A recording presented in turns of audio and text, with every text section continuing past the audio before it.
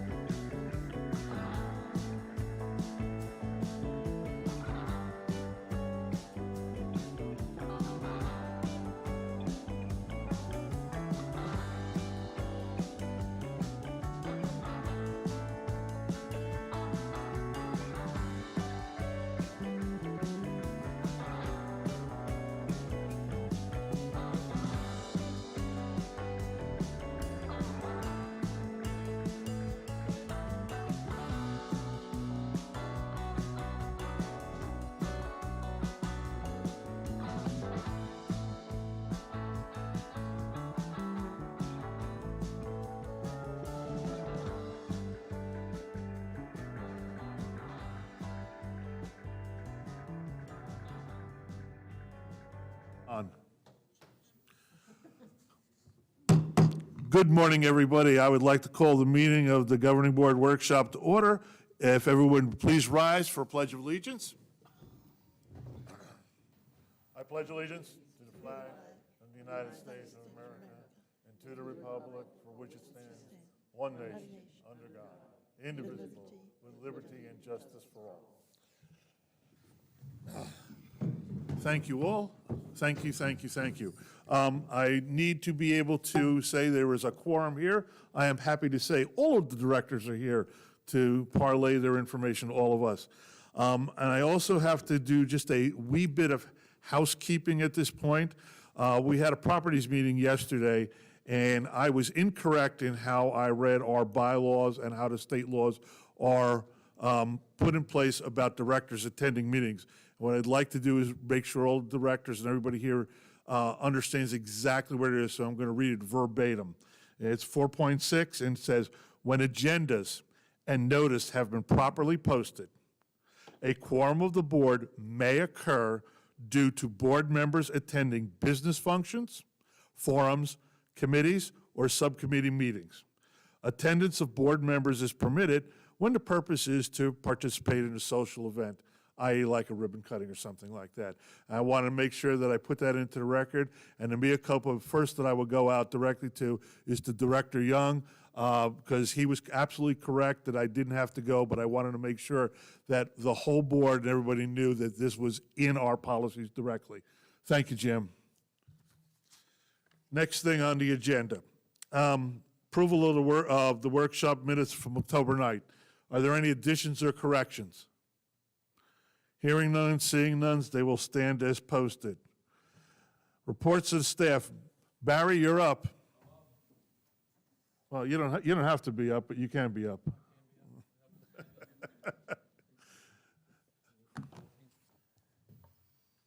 Can you hear me? Oh, you can. You ready? Oh, Katie's got it up already.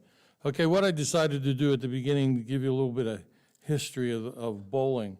As you can see on the slides there, in Pittsburgh in 1909, it was when they started setting manual pins up with pin buoys. And then in 1910, they had pin buoys set and starting in 1910. And then in 1915, the first women started bowling. What a mistake that was. Semi-automatic pin setters came out in the 20s. That means that the pin buoy, as you can see on your left, would just place the bowling pin on top of a machine, manually pull a cord, and it would automatically set the pins up. That happened in Chicago, Illinois. And then the first pin setter was invented by Fred Schmidt in 1936. He actually used flower vases from a cemetery to use for a suction mechanism to pick up the pins, and used old bicycle chains to raise and lower the rack. Very innovative at an early age. And then bowling score sheets. You can all remember, if you're a bowler, back in the days you had yellow pencils and they were greasy, and you kept score on a vinyl piece of paper, which was always a mess. And then Brunswick in 1968 invented the automatic scoring system, which was a revolutionary thing for bowling. Okay, we get to Johnson Lanes, and these are actual pictures of Johnson Lanes back when the dates. So Johnson Lanes opened in 1979. We had 24 10-pin lanes. We had billiard room, shuffleboard, and we had Brunswick A2 pin spotters. At that time, that was the latest and greatest. 1995, we added 6 lanes. We took the shuffleboard area, replaced it with lockers and offices. We eliminated the meeting room, and the bowlers pay a whopping $1.25 per game. Where did those days go? Then in 2004, the lanes were upgraded to Brunswick Anvil Lane. It was a much harder surface. You can actually take a 500-pound anvil, throw it on the lane, and it will not dent it. And the pin setters were replaced with the current GSX machines, and a new computer scoring system was installed. 2010, we established the Pro Shop, and in 2011, the bowling and billiard lockers were replaced. 2012, the permanent shuffleboard courts were removed, reconfigured to accommodate rollout shuffleboard courts in a multi-purpose room equipped with a PA system and a large screen TV. And then in 2013, we added 8 additional TVs installed to accommodate the Wii program. When we started the Wii program, we had 40 bowlers, 10 teams. Now under Bill Warren's guidance, we have 41 teams of 4.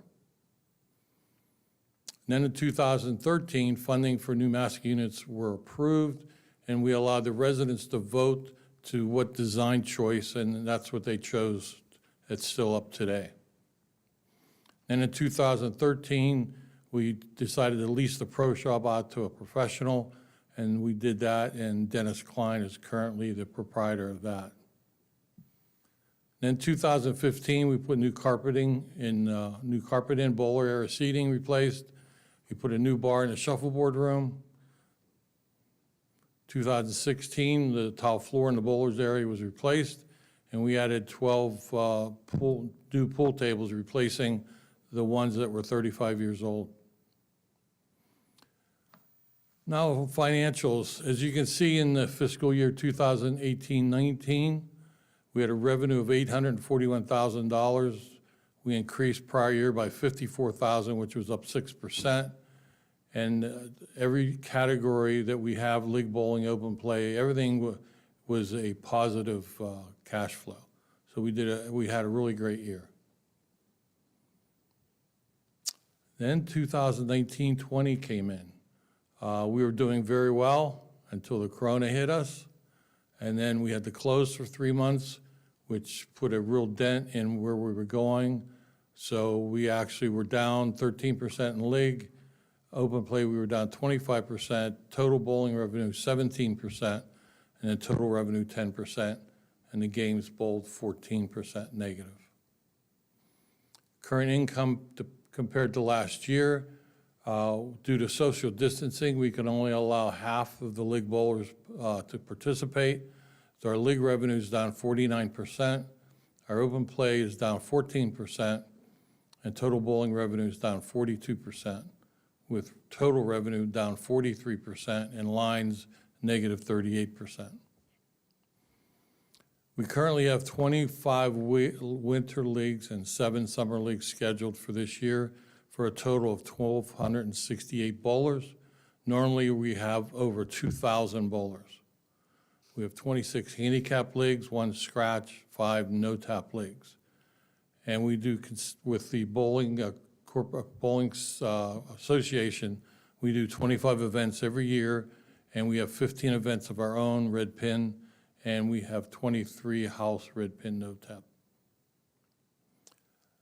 Last year, there were 252,286 games bowled at Johnson Lanes, which still is fairly high compared to most centers. In Pin Center world, that amounts to 2,522,286 times that each pin setter swept and reset the pins. Monitors and scoring consoles are subject to much the same wear and tear. Current equipment has been in place for almost 16 years. And if you take that times the 16 years, those machines have gone up and down 37,842,900 times. So you can understand the wear and tear and the need probably soon to replace the equipment. 2021 upgrades, we were definitely in the scoring. Our scoring is causing a lot of problems. We're locking up, we're losing business over it. So we've put in place to upgrade the system that we currently have with a Brunswick system called Sync. Next slide. The wiring and everything has been in place since 2004. Overhead monitors and consoles are failing. Problems with old wiring have always been an ongoing issue. When they originally put the wiring in, they didn't put it in conduit. So every now and then we have some little mice eat the wires and cause some more problems. The 2021 upgrade, this is the new scoring called Sync. We will have 49-inch widescreen TVs and HD monitors. The scoring system has many different themes to it where a bowler can actually get down and pick what theme they want to. There's about 6 different bowling games involved. That gives us the opportunity to do more tournaments, different tournaments, and try to generate some more fun into the game. The new system allows bowlers to check their stats and scores from the telephone. Approximately 15 minutes after they bowl, they automatically are downloaded, and they can check all their scores from that night and a history what they've bowled. They can actually tell what pins they missed that night, what spares, what splits they left. That gives them all the information they need to perform. It also has flexible reporting for all financial, lane usage, and inventory needs. It'll give us a snapshot of center performance available at any time. It'll manage staff schedules, locker management, and tabulate scores by category, lineage, frames, or hours. And this is the biggie, the future. Where are we going? What's going to happen? Next year, once the corona ends, we'll be in a rebuilding year. I'm going to forecast we'll probably be down about 10%. It's going to take us probably a year to try to get everybody back. I think we can do it, but it's going to be a struggle, but I'm very confident we can. After that, we're looking at a game of bowling that's changing every day. The new thing is entertainment. All these new bowling centers are being built, have large game rooms, and many of them do more revenue in game rooms than bowling. Not that we're going to look to do that, but our demographics are changing here too. We're finding out the boomers don't bowl as much. They don't want to commit to long-term leagues. And the next generation after that definitely doesn't want to commit to anything but having fun. And a big part of it is games. So I think over the next 5 years, we're going to have to take a look of how we do business. So we're either going to have to go out and get new business from the outside if we can, or we're going to have to change the way we do business. Maybe we'll have to get into the game, take a billiard room, turn it half into a game room, but we're going to need to change. We're going to have to look and see what's going on, so it's going to be a real key that we stay ahead of the curve. Capital investment, we'll probably be looking at new machines in the next probably 5 years. I think we can get another 5 years out of them, but that'll be a major investment. Right now, the machines run about $15,000 a piece, and times 30, so that's quite a significant amount of money. So that's where we stand. The person who takes over from me, because I won't be here forever, hopefully, but they're going to have to look and see and be active in the outside world and make decisions quickly, or we'll fall behind the 8 ball, and it'll be detrimental to a deficit. We'll end up being in the red rather than the black. So I think we have a bright future. I think we can do it. We have a great facility. If you talk to anybody in the bowling industry, we're very well known. The young kids love to come to Johnson Lanes. They just, because of how we treat people, the lane conditions, and the way we do business. So there's always a future. It's just we have to be on top of the curve. Any questions? I'm just going to go around. Bill, go right ahead first. I'm going to give you a hot one on this one. I just wanted to, Barry, can you just touch on our projected circle dates and the duration of closure that we need to get this system installed? Okay. The system currently takes about 3 weeks, so we'll have to shut down for 3 weeks. We're trying to hold off until mid-April when our leagues end. If we cannot wait, which I think we can, we would lose another $50,000 in revenue, which we can't afford to do. So we're trying everything we can to keep the system together, get through the league process, get them ended, and then immediately after that, jump in to replace the scoring system. And we're probably looking somewhere after April 15th. Last league ends on April 15th. So that's our goal. Thank you. Bill, anything else? Jim? Yeah, Barry, have you seen any successful outside bowling establishments other than the virus? I mean, before that hit us, did you see any different types of stuff that is actually being successful out there? Yeah, the entertainment centers are successful. There's no doubt about that. But I that know- draws what, Barry? What age does that draw? Right now, the biggest part of that age is in 20s to probably late 30s. So it doesn't fit us. It doesn't fit us, no, but in the next 5 or 10 years, those people will be older. So what I'm saying is they're used to participating in a lot of game and stuff like that. So I would assume, like when I bowled 2 or 3 leagues a week, so when I got older, I continued to do that. I think they'll continue to do the game end. So I think we have to take a look at that down the road. Explain a game to me, what you're talking about. Well, video games. Oh, that You know, kind of stuff. yeah. The good thing about video games is there's companies out there that they'll come in and install how many games you want, and they take half the revenue, and you take half. They maintain all the machines, so it's not going to be an investment other than setting the room up, which is the good part. So right now, this was back, 12, 14 years ago, I had a center in Dallas, because I had 11 bowling centers. And we had one of the original, what we call Fun Fest, the entertainment center. I had laser tag. I was doing $800,000 a year just in laser tag. I was doing over $2 million in game revenue. Bowling was a minor part of the operation. Excuse me. In order to do that, do you have to tear out some of the lanes? No, we Make actually room? built the building for that, You do? yes. Okay. But for laser, I don't see laser tag being popular when you're 50 or 60. I wish, but I don't see that happening. But I do see the games. I do see that's going to continue. And everything is built today is focusing on games. There's a lot of bowling centers across the United States are taking lanes out to put game rooms in. Yes. Thank you, Jim. Jerry, any questions for him? Bob? No. Roberta? No comment. Sharon?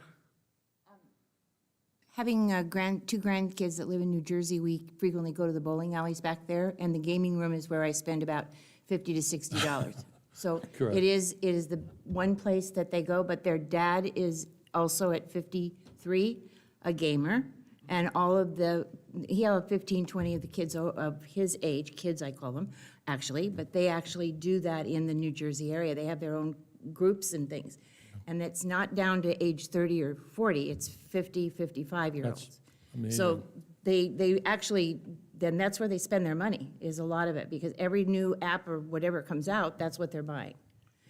In addition to that, are we doing anything with your report in regards to what will happen if we have to shut down again? Is there a way to put the system in if we're shut down? Yes, Okay. yes. So we could. We could speed it up, yes. Well, since we're having 100,000 cases a day now in the United States, that doesn't look like it's going down, it looks like it's going up. So if we end up having to close something again, I just wondered if that was one of the things we're looking at. Yeah, it would take, a little while to get the product in and get it set up, but we would jump on that right away. Thank you, Sharon. Ann, any questions? Barry, I just want to commend you for trying to get ahead of the game with looking at what's ahead in the future. I'm just wondering if there's any way we could go ahead and bring in a few of those games, if there's any place to put them, and see how they're accepted. We might find out that we've got people here now who would really appreciate having an alternative. Okay? Donna? Nothing. Sue? One of the things that the Sports Pavilion and Bowling Committee, along with Barry, have been working on is to make better use of some of the areas that we have. And it has come around to be a game concept. So hopefully, if we have resubmitted that plan, and hopefully that can maybe survive the budget area. But that's kind of a piece of that futuristic idea that we are trying to begin to think about. Thank you. Yes, Jim? Is your microphone on, Jim? Thank you. Why would I, as a resident, pay to go in to play a game in your place when I got every facility on my computer and everything else? I don't understand why it's popular. Well, I think part of it, you're interacting with other people and not sitting at home. And there's many games that you can play somebody in another country and stuff like that, so. Even at they're- your place or at a facility? Yeah, it's like the dartboards. We have electronic dartboards, and you can actually play somebody in Germany and Sweden, and so that's what the games are looking at. They understand the home deal, so they're trying to be ahead of that too. Thank you. Because Barry, and thank you, great job, great presentation. Staff, you have any questions or comment about what's going on at our sports pavilion? Just to open it up very quickly. Hearing silence. Barry, thank you so much. Quite welcome. Let me tell you what, residents here are thrilled with how that sports pavilion not only looks, is run day in and day out. The people, I think it's one of the great gathering centers that we have here in Sun City West, and thank you for your hard work there. Thank you. All right. Next thing is I'm up on this one. 4.01. I'm going to announce that Jim Sloan, former president of the board, is going to be the chair of the election committee with, and I just want to make the board aware of that, and I'm looking for consent on that one going around. Do I hear any objection? Thank you so much. He already has his committee.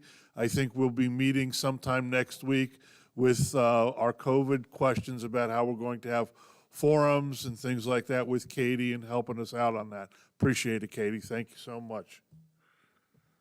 Okay, let's see. Bill, you're up next with a COVID update.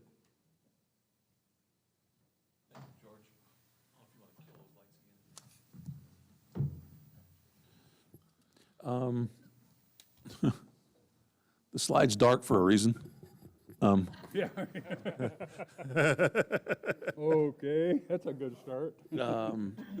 As we move forward and trying to do everything we can to keep everyone safe, i.e. owner members as well as our staff, I just want to share with you a couple things since our last update and the like. COVID's here. We all know it, and the numbers are on the increase. I just want to share with you that we have had COVID experiences in the wood shop, our computer room, in stained glass, ceramics, softball, employees, and the clay club.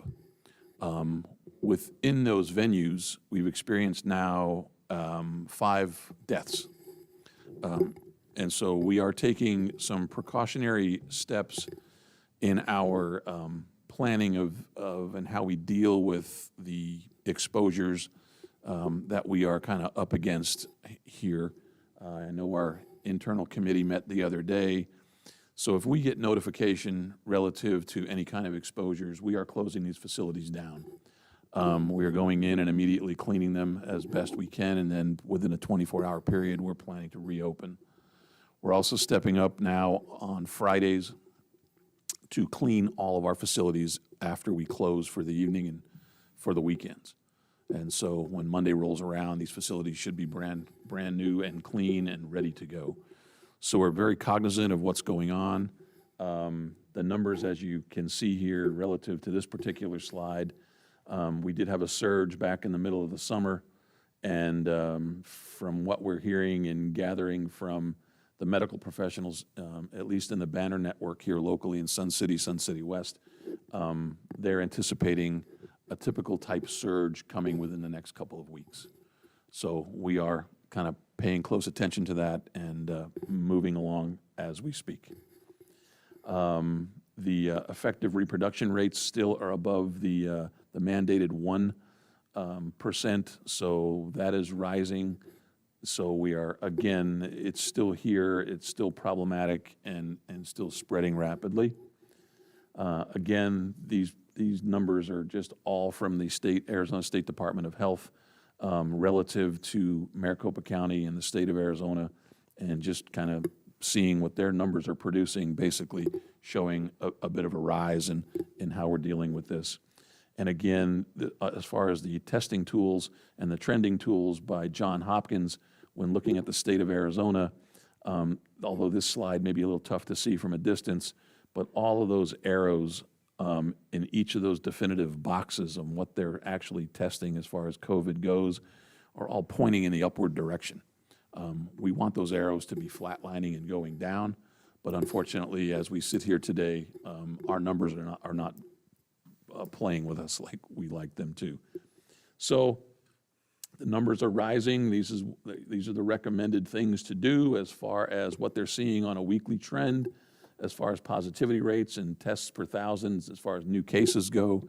On my phone this morning, as far as obviously this slideshow was put together a couple of days ago, but we are another day just shy of 2,000 new cases in the state of Arizona. So it is a concern, and please pay attention to what we're doing. I think staff, you should see all of us in our workspaces, unless you're in a room by yourself, we're dropping the mask, but in our public settings, we're all wearing these. And this really, I think, is the key to success when it comes to prevention and keeping people safe. We are ramping up our efforts as far as we speak. I know I'll be talking with the Crooked Putter management team over there, because they do have tables and chairs set up for folks to dine and recreate after a round of golf or otherwise. But those tables are portable, similar to these, and they are being moved, and we are seeing people gathering in groups of 12 to 15, which is seriously not recommended and is a serious problem for us. If we do get reported and the state comes out and finds that, we do not want to deal with any kind of closure of an $8 million operation. So we are doing everything we can, and I know it's not fun. Everybody's tired of this. I get it. But we do have to play by the rules and make sure everyone associated with us commercially is doing the same. We're not putting tables out at our golf courses for a reason, because they attract chairs. Chairs attract people. So we're keeping our distance. We're doing as best we can with that, dealing with group play, how Pat, sends out folks on the tee sheets. We are watching the times as far as that goes to keep people as separated as possible. So things are going well, but there are groups that still tend to not comply with what we're trying to abide by, and we are ramping up our efforts to make sure that gets fixed. Again, the social distancing thing and masking up is critical, and I think if there is a big complaint, again, these are daily numbers. We do check that on a daily basis, but as long as we're over 10% on the positivity tests, we are operating at a 50 or 25% level as far as our clubs and our groups and our buildings go. So we are watching that. It is substantial. And so probably the biggest thing that I get complaints on is the issue of guests and how we're dealing with that via the club level or people wanting to use the swimming pool or working out and that type of thing. But as long as we are limiting our owner members as far as numbers go into our facilities, we just don't feel it's right and appropriate to allow outside users to come in and potentially overtake the facility when owner members want to use that. So that's the justification of our policy, and we're standing by it, and we hope you continue supporting us in that measure. But as we continue to get through this, this is kind of the policy that we've been enacting. I'd be happy to answer any questions. Directors, any questions for Bill? Jim? I got about 3 of them. No, no, and no. We were in trouble with supplies a while ago, cleaning supplies. Is that eased up? It has, Russ, you want to jump on that one?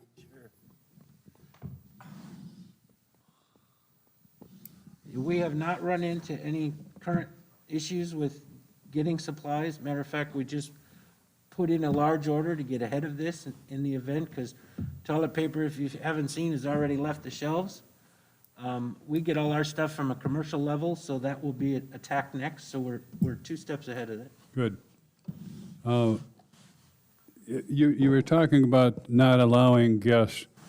I know that the holidays are coming up, and my question is, I know that you have a limit on a facility. Let's say it's 50. I don't care what it is, but are we reaching that maximum? And if we aren't, shouldn't we be able to allow some guests in? You have, you have to have a policy to stand by, and when it comes to the guest scenario, we don't know when owner members may or may not show up, when they're not calling ahead, making reservations, so it's kind of a drop-in scenario. So it is tough to manage as far as that goes, but when it comes to managing a facility, whether it's a swimming pool or a gymnasium or club or any other, it's just, from a management perspective, we can't be all over the map, and it's just easier from a management perspective to deal with what we're dealing with from an owner-member perspective and just calm things down when it comes to guests. Hospitals do it. Other operations similar to us are abiding by the same scenario too. I mean, it's tough when a hospital won't let you in to see a sick relative. They don't allow guests, and it's there for a reason. Thank you. And the last George, one, George, if I may comment on that? When Jim's through, would that be Thank you. okay? Thank you. yeah, just the last one. It's more of a comment than anything else. But I was watching the golf tournament in China last week, and I still don't believe it. But I'm sitting here watching crowds like I've never seen before. I mean, there's 6, 7, 8 deep in watching the golf tournament, and there's not one soul that has a mask on. I don't know what that means, but I'm telling you, it's scary. Thank you. I'm done. Jerry, sorry for the interruption. No problem, George. Thank you. I just wanted to add, it's not just a question of operational convenience for staff by limiting guests or preventing guests. It also provides better ability of owner members to predict whether they can get in or not. And I think that's equally important. I think they're both important, but I think that's equally important. Thank you, Jerry. Sharon? Just a question, George. Let Sharon go first.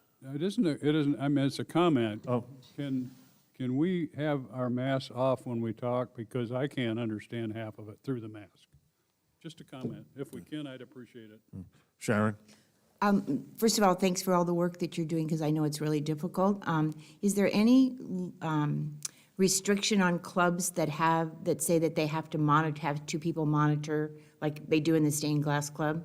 That they're required to do that? Is there any way that they can double check with the age of the person that's coming in and relax that at all? My husband happens to be a member of the Stained Glass Club. He was called in to come and monitor, and he can't go right now. He's not going to do that. So they have restrictions on that and I don't know that the clubs understand that with COVID, maybe they need to relax those in some way. I don't know how to necessarily address it. I just don't know what to say. I would say take that up with the president, Claudia, of the Stained Glass Club. Okay, That well, would be the first. but it's all our clubs do that. I mean, they all have people come in and help monitor, and we're encouraging them to come in and do that as monitoring in the groups. So I'm just wondering if they can relax that at all, as far as, I don't know how to get that information. I to don't, maybe I'm confused, which is easily done. It's not just that club's all. No, when you say relax, I don't understand. Are you saying of having two people in the room? Now, we need to Right. have two people in the room. They don't have to be two monitors. There needs to be a monitor and somebody else of the club, not two monitors. Okay. Okay, and I think that's where the confusion comes in up there. Anyone else? All right, Bill, thank you so much, and I can only add to the COVID thing. Please, directors, you're out there as much as everybody else is. When you see somebody, you have the tag on your shirt and your blouse, please make sure our owner members know that they are doing things that are going to create a problem down the road. It's for their safety. And it's not just the golf courses, because I don't want people to get the idea that it's just the golf courses. I've seen them gathering where there are 5 or 6 people sitting on the dog bench park, in the dog bench. And we all have to be aware that we need to be saying, hey, guys, come on, split it up. Yes, Bill? And please, report that to us. So we can, Absolutely. so we can address that. If you see something, say something. I forget what president said that. But that's just what it is. Any other comments about this? Thank you, Bill. Next on the agenda is Donna Maloney. Thank you, President George. The Charter Club Committee, by unanimous consent, would like to suggest the following RRMP's revision, and this is regarding virtual meetings. This is under the RRMP's definitions. Charter clubs meetings are meetings open to all club members for the purpose of reviewing club operations and conducting business. Clubs may choose virtual or in-person meetings. Virtual voting may be done in person, by paper ballot, or any generally accepted other technologically assisted solutions and retained in club records. And this last sentence on virtual voting would be incorporated into the CR3 sample bylaw forms that is also part of the RRMPs. Thank you. Thank you, Donna. Directors, is there any discussion about this? If not, by unanimous consent, we'll move this for a vote at our meeting. I'll just go quickly around. Sharon? Roberta? Ann? Sue? Donna, any more questions? No, I'm kidding. Bob? Jim? Jerry? Okay, very good. We will then move this forward for a vote at the governing board meeting. Is that the 19th, Karen? What's that? 19th, like my IQ. Okay, I got it. I'm good with that. Okay, thank you, Donna. Thank you for your hard work at the committee. Next up is Roberta Davison with some property policies. The committee met yesterday and made no blue line changes to FA 5, 6, 7, and 8. Okay, Accepted as is. okay, and we do not need to vote on that. That is just information for us moving forward. There are no changes to those policies. Very good. And I guess, Ann, but that was a quick one. That was a lot of policies. Thank you, Roberta. Ann, you're up next on FI01. Well, sadly, I won't be quite as quick as Roberta was. FI01 addresses the accounting for capital assets, and we've made some blue line changes that you should have in front of you. These are mainly just cleaning up some definitions, and we had one of our committee members work with Pete and members of the accounting staff to do these. We've added that the CFO will report the financial status to the BNF every month. So mainly, it's just cleaning up some wording, and I'll be happy to entertain any questions anyone may have. There's no big policy change. Okay, with that, I'll just go around. Jim? Bob? Donna? Yes. Okay, Sue? I appreciate your cleaning up the language. A lot of the things that we have in writing are confusing and, yeah, just need to be updated. So I'm glad that, the group took the time to get it right. Thank you. you. Roberta? Sharon? Jerry? Just for you, Jim. And on paragraph 3.3, the Budget and Finance Committee, like all board committees, does not meet in July and August. You may want to have or report to the chairperson in the absence of a meeting. Or just something, because there are no meetings in July and August. So noted. I will take that back to the committee.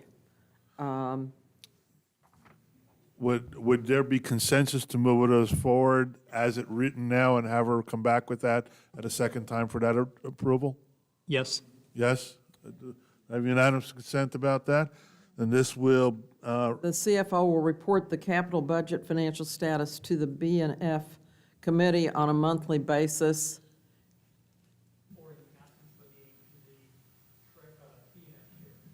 Or in the absence of a meeting. to the treasurer. Okay, okay. Okay, just To want the to make sure. B&F committee chair. So with FIO1, as it is written, unanimous consent to move it forward for a vote at the governing board meeting on the 19th. And I will, There's I no will, change to it. And then they're going to go back to committee to have that addition at a future date. okay. I see Karen looking at me like I got two heads. No, you didn't. Yeah, okay. FIO1 is going, as it is presented today, to a vote on the 19th. And the change and the amendment that Jerry wanted in there will be put back into committee, and we'll revisit the policy if we need to in the future. Okay? And you're at FIO3. Okay, thank you. FIO3 concerns property owner changes and refunds of member dues and fees. Currently, what we do is we refund any member dues or anything that needs to be paid to the members. After we have a current refund processing fee, they have had to have $25 balance to apply, to qualify for a refund. We want to take out that $25 amount so that anything that's left will be refunded. This occurs in 3.1.2 and also in 4.1.1.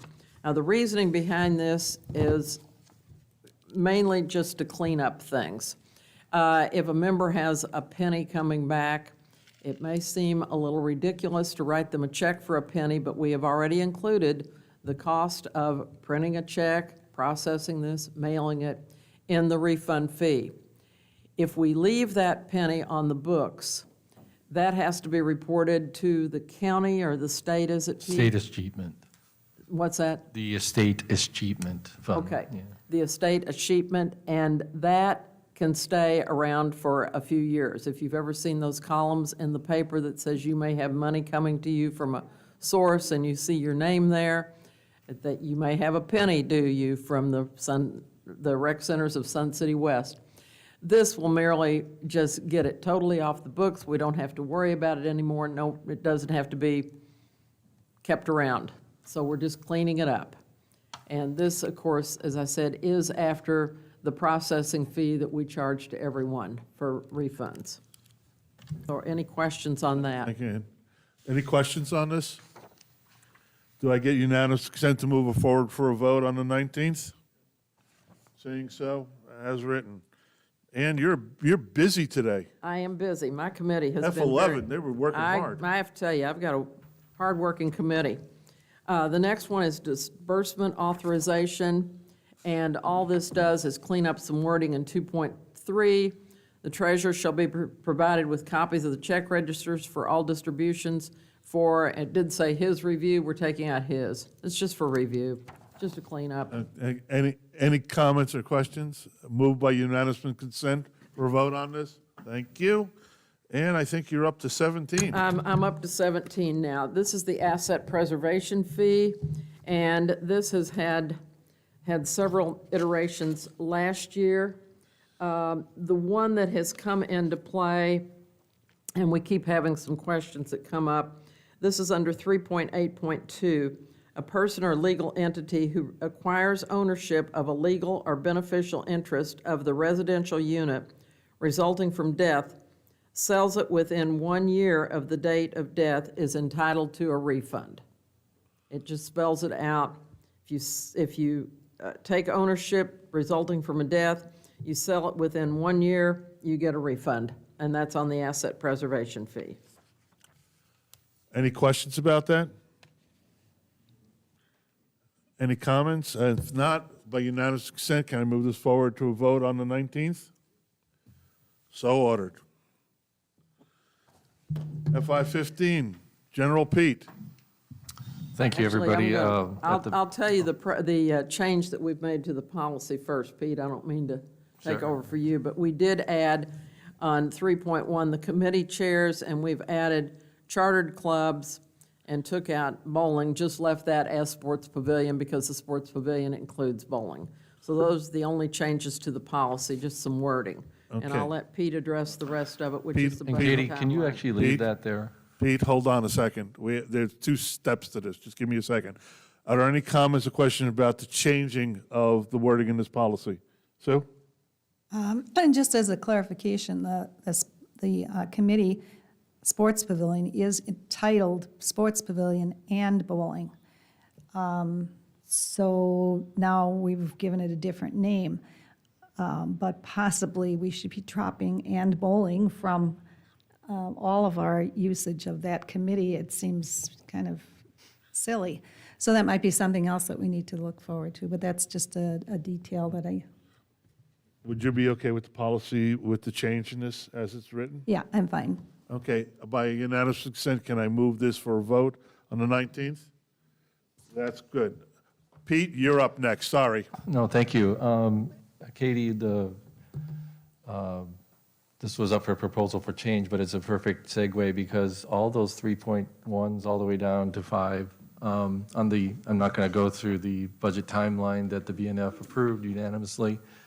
I just wanted to state that on that, if you are interested in looking at it, everything I put in red meant that it followed the policy on there and was adhered to. The question came up at BNF if the FY15 had to be amended in order to accommodate a budget cycle that works well. And the answer is yes, actually, everything in there functions quite well. So I appreciate the BNF looked at and the committee and the staff, and I think we've got a good outline. Okay, that part of that was for information for us only. Okay, no forwarding that. That will go as standard. Thank you so much. Okay, next 4.10, BNF Subcommittee findings. We have a guest here, John Holbolt, who is going to give us a little presentation that was presented at BNF, and it was recommended that it comes to the complete governing board so we can have all the information on there. John, this is your show. When you get up there, I'm going to just ask you a couple of quick questions.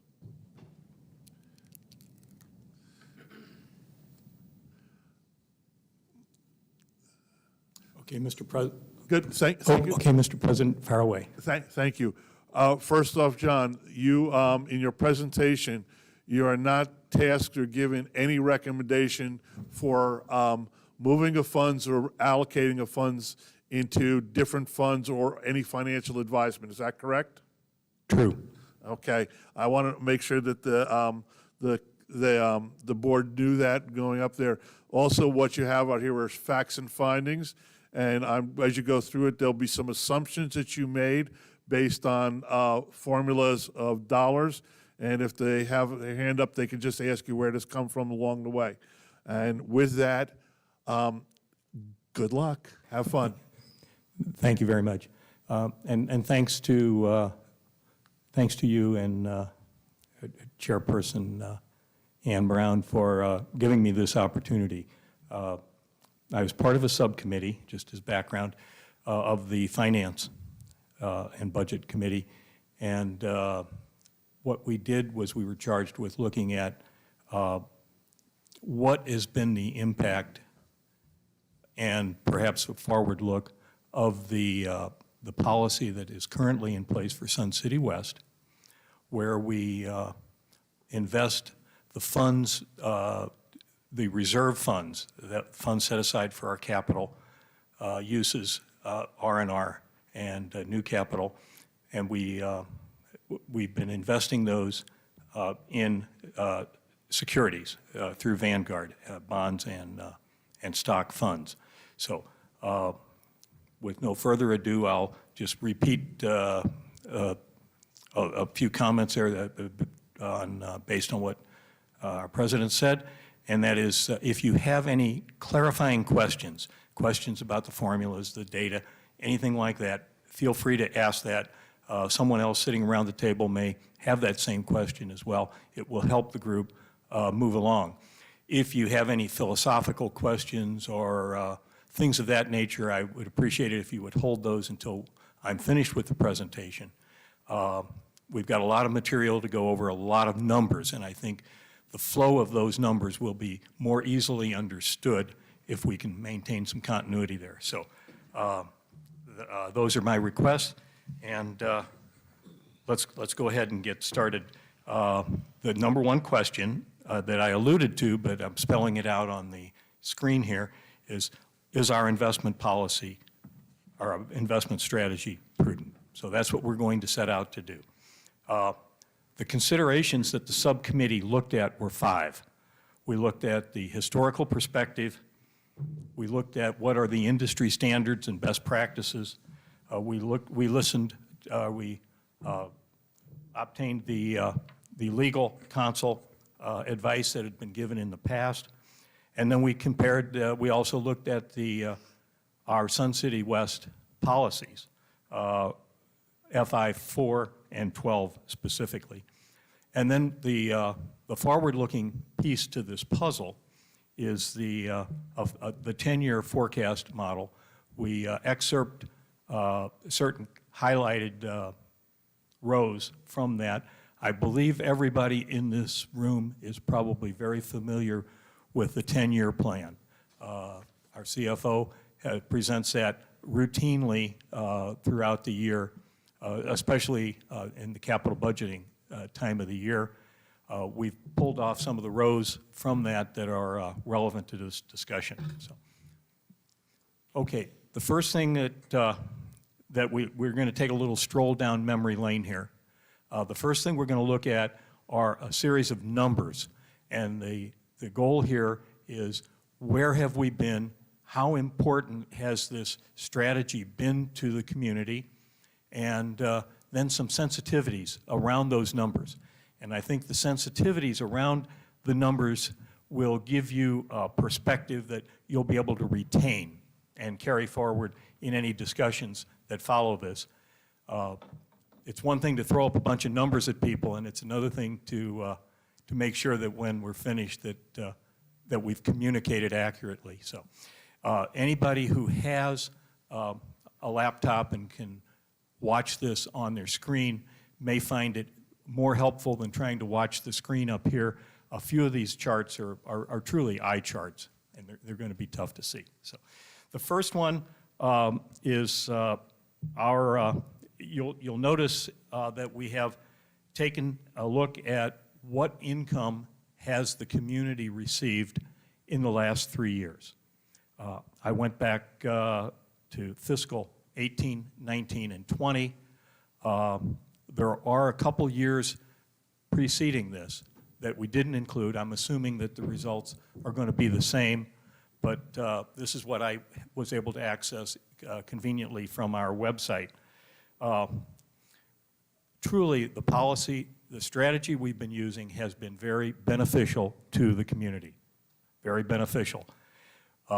We have picked up some funds and put them in the bank, and we're better off because of that. The funds come in a couple different components. The first row there is called investment income on reserves. That's the dividends and interest that we get from our investments. So they throw off some cash, we receive a check from Vanguard, we put the check in the bank, it's ours. You can look across there and you can see that we picked up on average about $500,000 a year in each of the last 3 years. So we got 1.5 million bucks as a result, dividends and interest. It's cash, it's in our bank account. The second component is of our benefits, a second component of it is gains on the investments. The securities, the stocks and bonds can go up or down in value. And as you can see from this, they've gone up. There are two pieces to that income, those realized gains. There's realized gains. That means we sold a security, we took the money, we have the proceeds. The unrealized gains is the change in valuation of the stocks that we own. So it's not surprising that we would find that those numbers are roughly twice as important to us as the dividends and interest. So what that means is we've done very well with our investments. We're better off than we were without them. The next row combines the dividends and interest component with the gains component. Taken together, you can see that over the last 3 years, we've gained an average of about $1.3 million a year. And you can see that fiscal 20 was especially good to us. Totally brings us a 3-year benefit of $3.9 million. I kind of think that the easiest way to remember it, the way I remember it, is we've got $4 million that we can trace back to those strategies. And 4 million is a much easier number for me to remember. The last row there, I calculated the returns. Sometimes we don't all think in terms of absolute dollars. And sometimes if you want to put it in a percentage, it's just another way to look at it. We've earned 3%, 6%, and 7% the last 3 years on our investments. Taken together, again, it's roughly $4 million. And then that last number over in the far bottom right-hand part of the chart, you can see 15%. What that 15% is, that's the component of our total reserves. That's how much we have, 4 million divided by 26.5 million. So that's a sizable amount of money. It shows up. But is it a deal breaker or maker? So let's go on. Okay, the next chart is going to show you some sensitivity, and it's going to it's here to provide some perspective. If you look at the current dollars in our reserve fund, you see we have $26.3 million on the books. Our estimated reserve, the fully funded balance, is almost $50 million that comes straight off of the 10-year planning model that, again, we should all be pretty familiar with. And if you divide the numbers, you find that our ratio of funds to, call it future liabilities, is 53%. So we are very, very comfortable. I'd like to say we're in tall cotton here. We're comfortably above the 40% minimum that we want to have on hand. And we're just sitting in a very, very sweet spot on the reserves. So the last column there, the ratio without the benefit, I deducted the $4 million from our current reserves and said if we had done nothing at all, what would we have? We'd have $22 million. And I did the math on that one, and our ratio would fall to 45%. So again, we would still be comfortable. We're still in the range. Whether or not you want to assign a goodness to 53% over 45%. Everybody is going to look at that a little differently. You're certainly able to, if you wish, you could say, okay, 53 is a better number than 45. They're both in the range. Okay, now, under that last chart, you can see that I made the assumption that we had done nothing as a community. Literally, we would have taken the money, the 22 million that we had, put it in a tin can and buried it in the yard. We would go out 3 years later, the money is there. So that is, if you will, a worst case scenario, that we do nothing and we're still okay. So I relaxed that assumption. And in the next assumption, I said, well, what if we took these funds and invested in really, really, really safe instruments? And so I chose as a proxy for that a 1% interest. And if you notice, I used $24 million because we have $26 million now, but 3 years ago we didn't. We had 22. So I kind of split the difference and just chose an eyeball accurate number to use as the base. And if we earned 1% on that money over the last 3 years, in contrast to what we did earn, we would have earned $700,000. So that's $700,000 instead of almost $4 million. But that's extremely conservative, but it's not as conservative as putting it in a tin can and putting it in the ground. Okay, then I said, okay, let's get a little more gutsy here. And let's make an assumption that we earn 2% growth on the assets and 2% dividend and interest on that money. What would happen? What would it look like? It would look like almost $1 million a year that we would earn, $2.9 million over 3 years. Better than option one, but again, we're starting to introduce a little more risk into this proposition. And then I took a more aggressive stance, and I said, what if our returns in the last 3 years were equal to what they had been on the bond yield in the last 3 years? And lo and behold, our annual benefit would be $1.4 million in that case, and that would be roughly what we earned via the strategy that we used. Again, all of these are my numbers on this chart. They're made up. They're there to provide perspective. It just helps, it helps me anyway to look at things from 3 or 4 different points of view, and it helps it stick, and it helps me see big from small. This chart here is courtesy of Andy Maslick of Vanguard. And Vanguard is a wonderful company, and they have great resources. We were able to tap into one of them right here. And what you can see here is what has been the impact by component. Now, we've made investments in bonds, in bond funds. We've made investments in equities. And this chart breaks it out. Andy provided us with the historical returns for, as you can see, 3 months, 1 year, 3 year, and 5 year periods.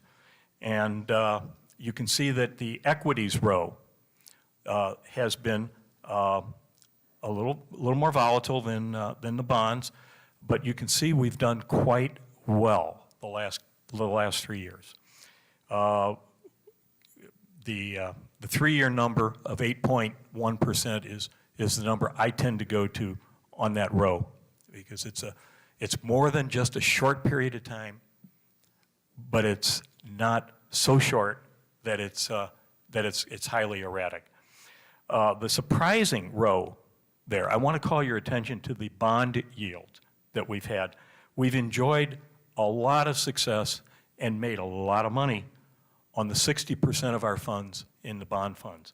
Going across that row, you can see the 1 year, 8% return, 3 years, 5.8, and the 5 year return of 4.6. Well, stop and think about that for a second. Why are those numbers so robust? Well, we have been benefiting not only from the interest that we earn, which again, I called out the interest and dividends that we get. Okay, this is also being driven by the other component in our return and in our benefit, and that is the gain in the value of those bond funds. Interest rates have declined in the last 3 years, the last 5 years, and as a result of that declining interest rate, the price of the bonds has risen, and we benefited from it. Very important. You can see the last row there, the calculated blend. That's just averaging the 60-40 split against those percentages, and it's easy to take away a number. In the last 3 years, we've averaged a little less than 7% on our reserve funds. Okay, I can give no presentation without my Dr. Doom slide, and here it comes. Economics has a well-deserved reputation as the dismal science, and here it is. I said, okay, these slides have all been good, and we should all be feeling very nice and very happy and warm and fuzzy about those results. Well, what happens if the other shoe falls? And what I've got there are a couple scenarios. What if our portfolio declines by 10%, 25%, or 50%? What happens to our reserve funds?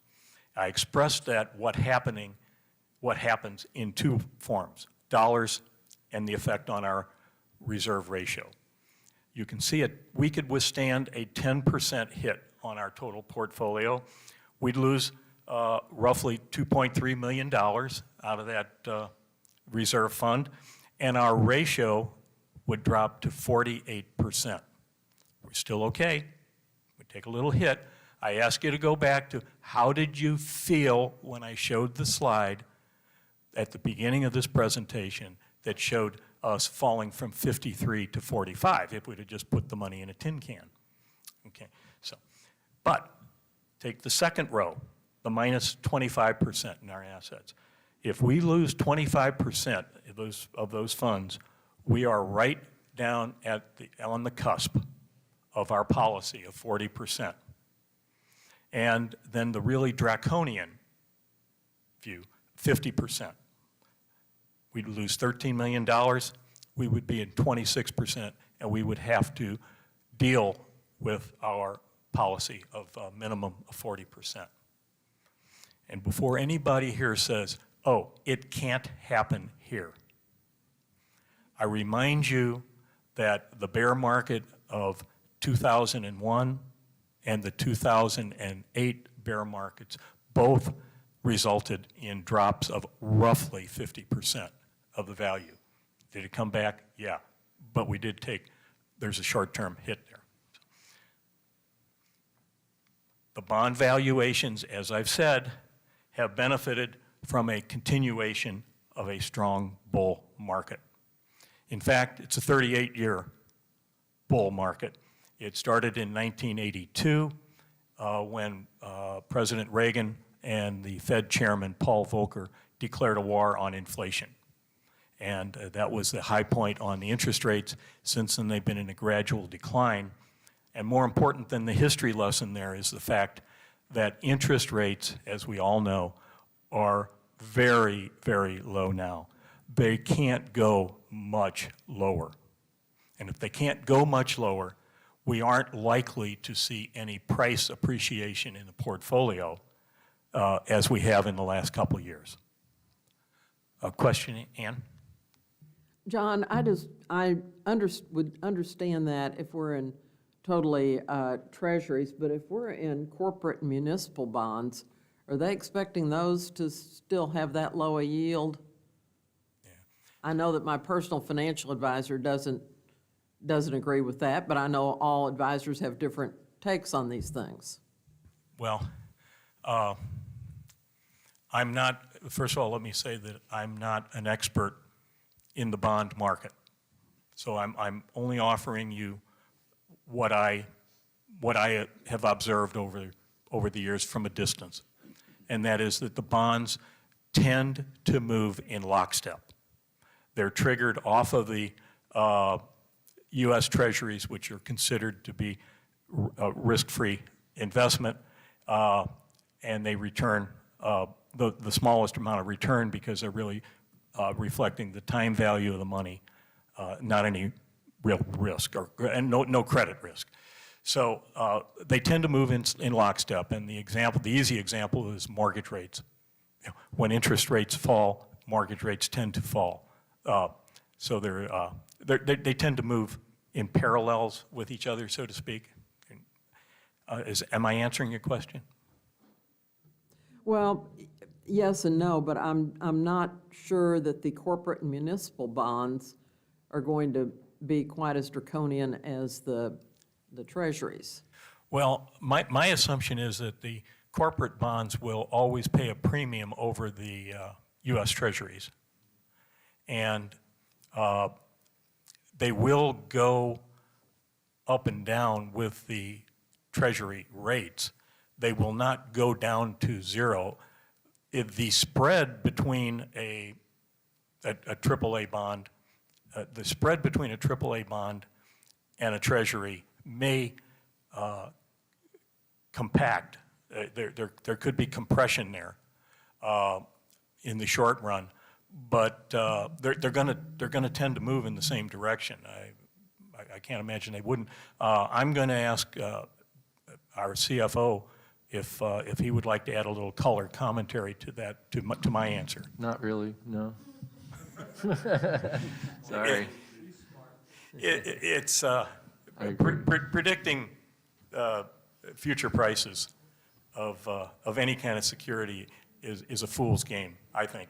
John, I'm just going to jump in for 2 seconds. Just remember, John has given us information that's put together, not direction about what we should or shouldn't do. That's all it is. Okay, thank you. This is strictly education. Where are we and where do we see us going based on, if you will, our official models? Thank you, John.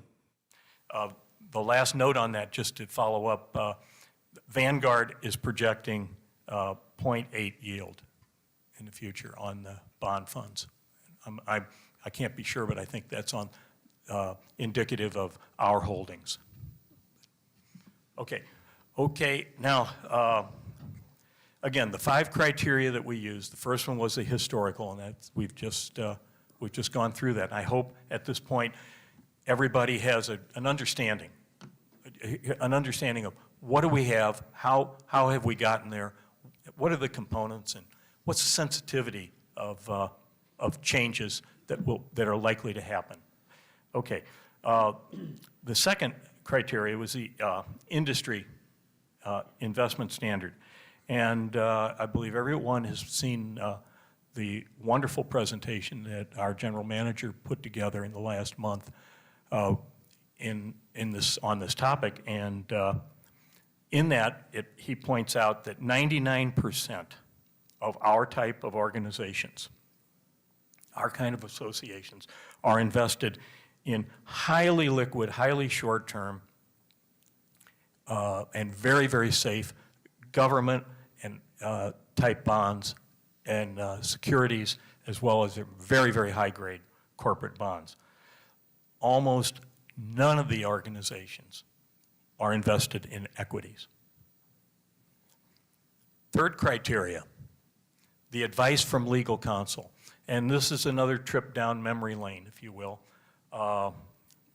James Hazelwood, our legal counsel, provided a comment and opinions in 2012 and 2013. This was communicated in October to this board, and I'll quote it. "We are not aware of community associations that deviate from U.S. government-insured investments." So there's another factoid, another data point to file away. That's educational point number 3.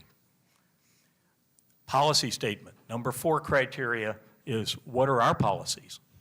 Well, policy FI 4 and 12 are the relevant policies. I'm not going to read chapter and verse on the next couple slides, but I do want to call your attention to the last 2 rows of this particular slide. We've set our fully funded, our reserve requirements at 40 to 100% of the fully funded balance. The fully funded balance are, if you will, our liabilities going forward, or at least what we estimate them to be at this point. This is the repairs on equipment, buildings, roofs, so on, as well as an earmark for new capital, which we need to have to keep our community vibrant and growing. Policy 12, we list three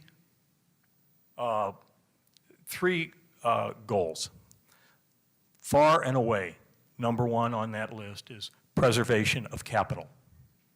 The second requirement is liquidity, and by that it means we shouldn't be investing in art or real estate or other assets that are not very liquid. All these financial securities can be turned into real money very quickly without much. There's a market for all this. If we took a position in art, we might have trouble selling them, and we'd really be greatly exposed. So in their wisdom, previous boards underscored liquidity. The last criteria is the rate of return. And that's the one that, in my mind, probably has walked the association into the investments that we're in. Okay. Mr. President, Yes, Jerry. since he's specifically on this point going through the policy, could I ask him to identify the, Just speak into Sorry. the microphone. could I ask him to identify the 3 points under preservation of capital? Because it's relevant to everything he's been saying. I think he did. And I'll just jump in there. It's in the policy. It's preservation of capital, liquidity, and rate of return. I understand that, and he did identify that. I'm talking about the 3 points under preservation of capital: credit risk, interest rate risk, and market risk. Thank you. No problem. Jerry, thank you for the addition there. Duly noted and important. Okay. Again, the policy we're in compliance with, by the way, that says funds should be invested in a mix of securities such that we do not exceed, equities do not exceed 40% of the total investments. Okay, the 5th criteria that we have is the Sun City West forecast model. And this is where the next slide will get into some of the details in that are relevant for that. Before we do, we thought we should call out that that particular model is very conservative as constructed. There is a 3% rate of inflation factor in that model. And it's, well, we'll talk about them. We vetted all of the assumptions in that model, and the subcommittee tore them apart, and they truly, truly are conservative on every row, every line item. The Federal Reserve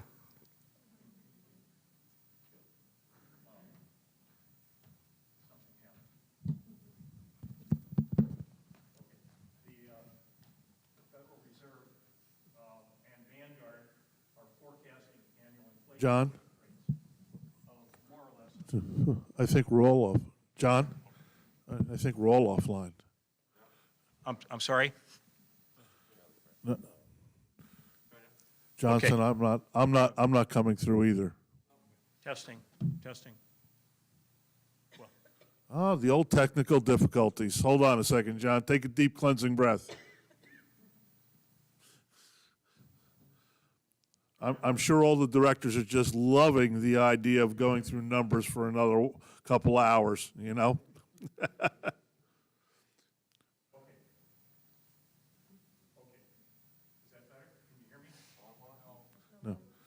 Johnson, I think we're awful, I'm not even coming through. I'm not, I can talk the same way.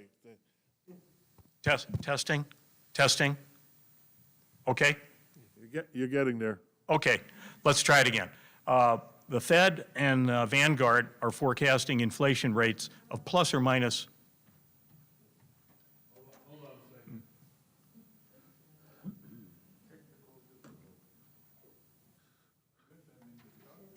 Oh.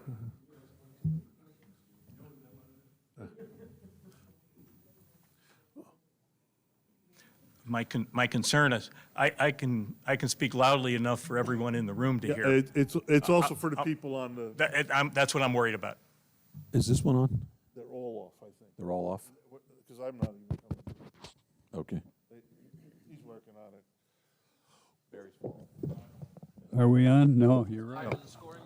With that, folks, how about we take, are we, yeah, I'm there. There. Okay, John, go Okay. right ahead. Shall we try it again? All righty. A couple credible sources for a view of inflation going forward is the Fed, Vanguard. They're both forecasting about 1% plus or minus, over the next 10 years. So financial advice coming in is we're in a low inflation period. And why is that important? Well, bond prices are not likely to rise. They're at the bottom. They're likely to stay near where they're at now. It's a point I want to underscore and just plant that seed in everybody's mind so that when they discuss this, they have a picture that not all of the favorable benefits that we've received the last 3 years are likely going forward. This is an eye chart, so I hope everyone can see this a little better on their own screens. These are rows, relevant rows that were taken from the CFO's 10-year model. Again, all of these rows, all of the assumptions behind this have been fully vetted, and they are conservative, to use one word. I can call your attention to the row with the green highlighting.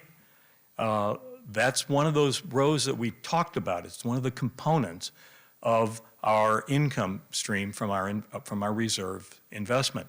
If you'll remember, we talked about dividends and interest. That's the dividend and interest right there. And as you can see in the model, those numbers go down in the future.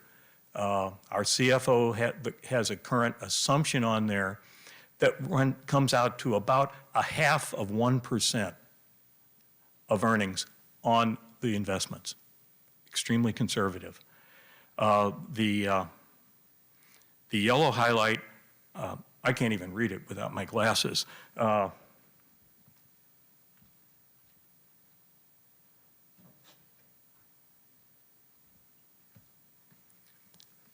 And I don't want to misspeak. The capital expenditures, if you'll notice on the left-hand side of that page, there's a 3% inflation factor on there. And if you were to do the math, you would see that in fiscal '22, the number in that box is $750,000. If you go to fiscal 2023, you see $772.5 thousand. That's 3%. I'll save everybody the need to do the math. The bottom row is another one that's highlighted, and that's our ratio that we've talked about a couple times. I call your attention to the column of fiscal '21 that we're in right now. You can see that we began the year with $26,300,000. That's the number. Okay, that's the number we lost, or that number we started with on the first slide. You can see that the The reserve study number is another number from that first slide, the 49,899, $49 million. And you can see the easy number to remember. Johnson?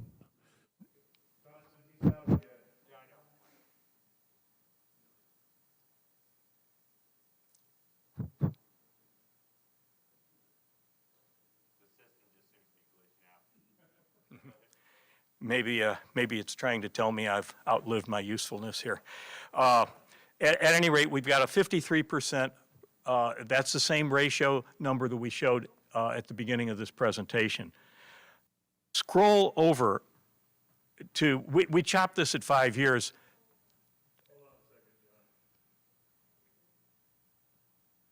Is this like the same thing as a hook?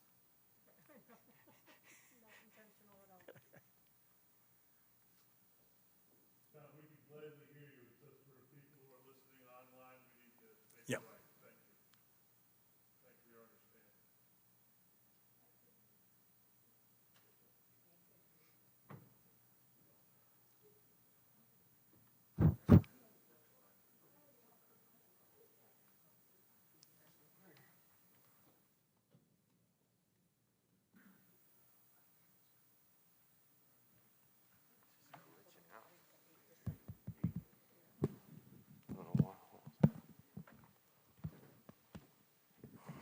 Test two, test two. Test 1, 2. No. He's good on YouTube, so like we can just keep going with it. It's picking up. Yeah, I know. I think it's the answer over here or something.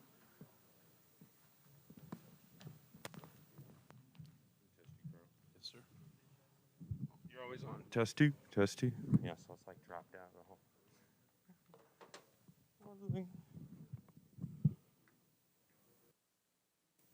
Test two. Test two, test two, test two, test two. Check 1, 2, 1, 2. No, I don't know.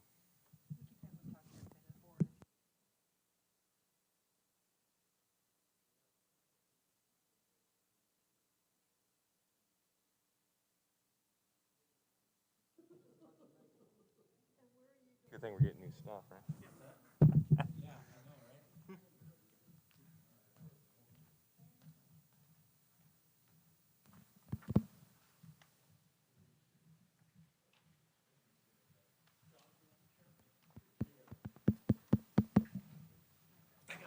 Test two, check 1, 2.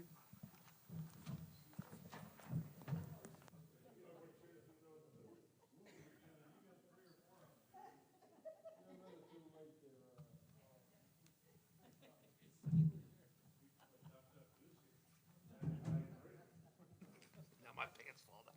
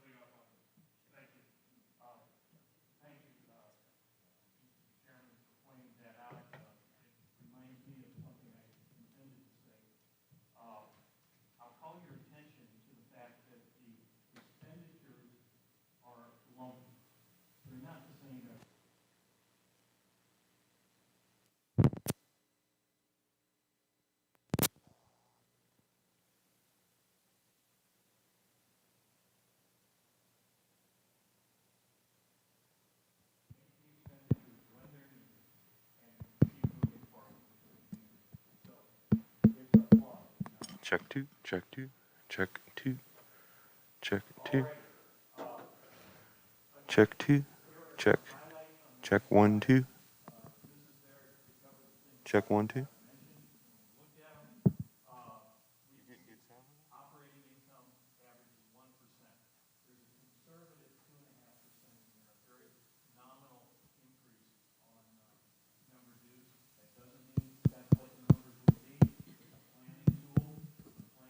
Check two.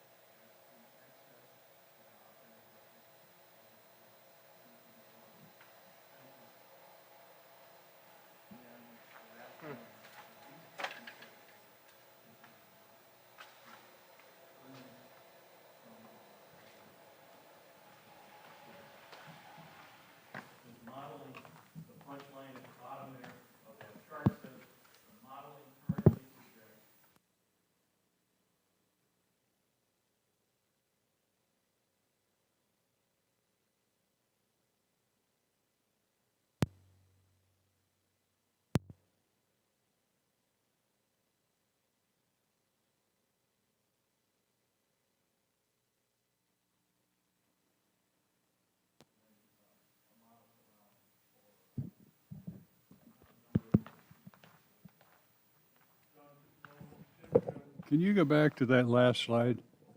What is the 10%, previous or future?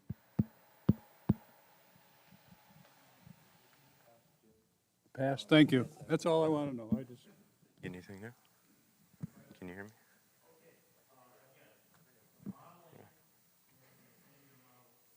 Check 1 2, check 1 2. Really? Check 1 2.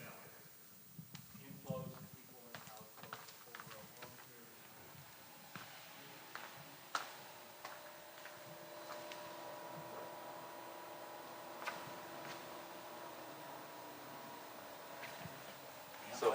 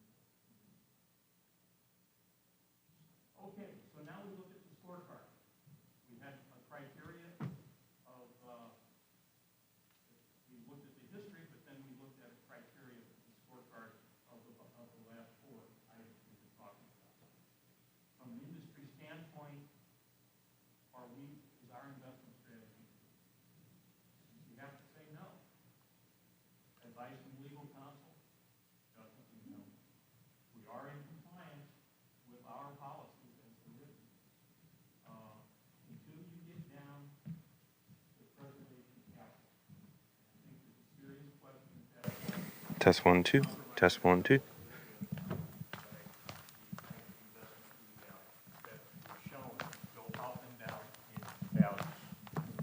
Quick update. It appears the amp has died, so we're still getting signal out to YouTube. Just the speakers in here are not going to work anymore. So everybody is still mic'd technically, but just speak loudly. Okay. And then from the forecast model perspective, yes, the model says we can be prudent with reduced interest. Okay, can we live with a change in our portfolio to be in agreement with the industry standards and legal counsel advice? That's a question for the board to discuss. I'm not going to make a recommendation one way or the other, but I hope I've given you some facts to draw upon, and in the hopes of leading to a fact-based decision and discussion. We must preserve our reserves. We must ensure that the future of the community is fiscally secure. And lastly, we are a community. We do a wonderful job of providing homes for people and an environment where seniors can enjoy a very, very nice lifestyle. We are not in the business of making money. John, thank you so much. Directors, okay. As you heard, please turn your microphones on. It goes out over YouTube that way, as you heard Johnson say. Here we have to speak up. I'm sure there's thousands of questions, and I'm going to go around the room at least twice with questions on that one. I'm going to start with Jerry. Jerry, you got any quick questions for John? No questions. I have comments, but that will come later. Yeah. John, by the way, I know you, and I'm not surprised how great this presentation was, but thank you. It was just excellent. Let's see Sharon? if somebody else can play Stump the Stars. Sharon? Thank you for your work. I just had one question on the one that had the 2026 projections. On the capital expenses for the irrigation systems and the ones that are out a ways, are we looking at increased cost for construction and all those pieces? Are those built in there? There's a 3% factor put in across the board on everything from year to I year. just wanted to check. Thanks. No problem. Roberta? No question. Ann? No. Sue? Donna? Great job. There you go. Great job. Bob? No. Jim? Yeah, I got a Speak comment. up, please. You got big lungs. This isn't on? It's on for YouTube, but we have to hear you in here. Anyway, I really apply. I told John before, what him and Lou did in this committee was fabulous. They really did a great job. I just want to give a little bit of history, and it's only a comment, and that is that there were many reasons that we went into investments years ago. Jim, if you want to hold that, the next item up there is the discussion about the ratio and things like that. This isn't anything to do with the rate. Okay. This is strictly part of the history. Okay, thank you. In the history, one of the big issues of the history was we wanted to replace the increase in dues. Every year, the dues go up, and if we could make money and replace the dues was one of the big issues. Didn't turn out that way, but that was one of the issues. And I just wanted to point it out as a piece of history. And Jim, I just wanted to tell you that the work that committee did back from 2015 up until that point was yeoman's work, and we wouldn't be in this position today if it wasn't for the direction and the decisions that they made back then. And they need all the kudos and running up the flagpole of a great job that they did. Steph, you got any other questions for John? No. John, I cannot personally thank you enough for all this. Work is yeoman work, and this is giving us the ability to make an informed decision. Thank you, and thank Lou for it. I know you're continuing on some other projects with this. Your work will never be done. Thank you. Ann wants to speak. I just have one additional comment. Lou and John took this on. They've worked with Pete. The subcommittee is going forward with more. This is just their first iteration, but I know they have put a lot of hours into this, and they will going forward. So I don't think we've seen the last of what our subcommittee may bring forward, but I'm very pleased with the work they have done so far, and thank you very much. And I appreciate John giving up his golf game this morning to be with us. Thank you, John. I'm sure your handicap will improve by not playing like mine does. My handicap is There's golf. no other question. I thank you for this. We're going to move on to 4.11. Ann?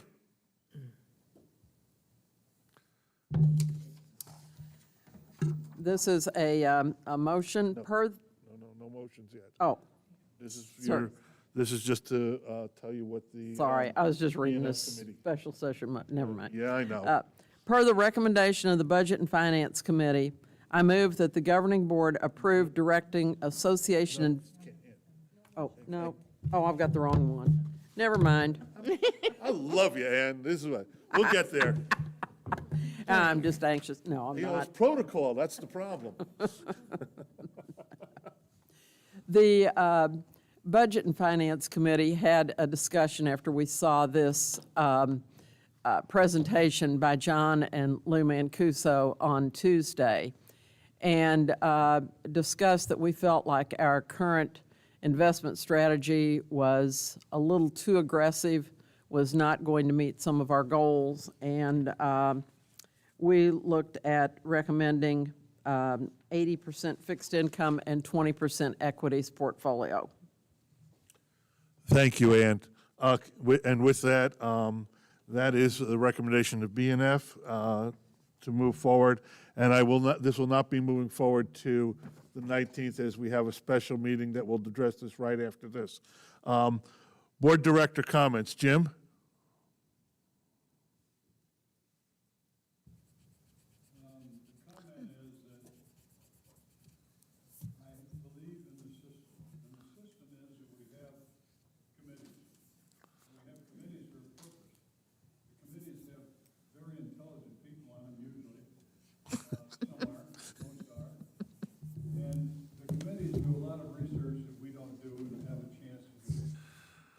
Although I am not in favor of reducing the 80/20, I am going to vote for it when it comes time, because it's been done and thoroughly expected or thoroughly researched. Therefore, I think it's very, very prudent. And Jim, just so you know, this is also comments for regular, everyday comments, not just on this one subject. This is we're not going to, and this is your last hurrah. The committee probably, or the board probably is happy. Well, what, not to hear comments from you? Last comment. All right, and no. Well, you'll may have to come back to me. Okay. Brother Bob?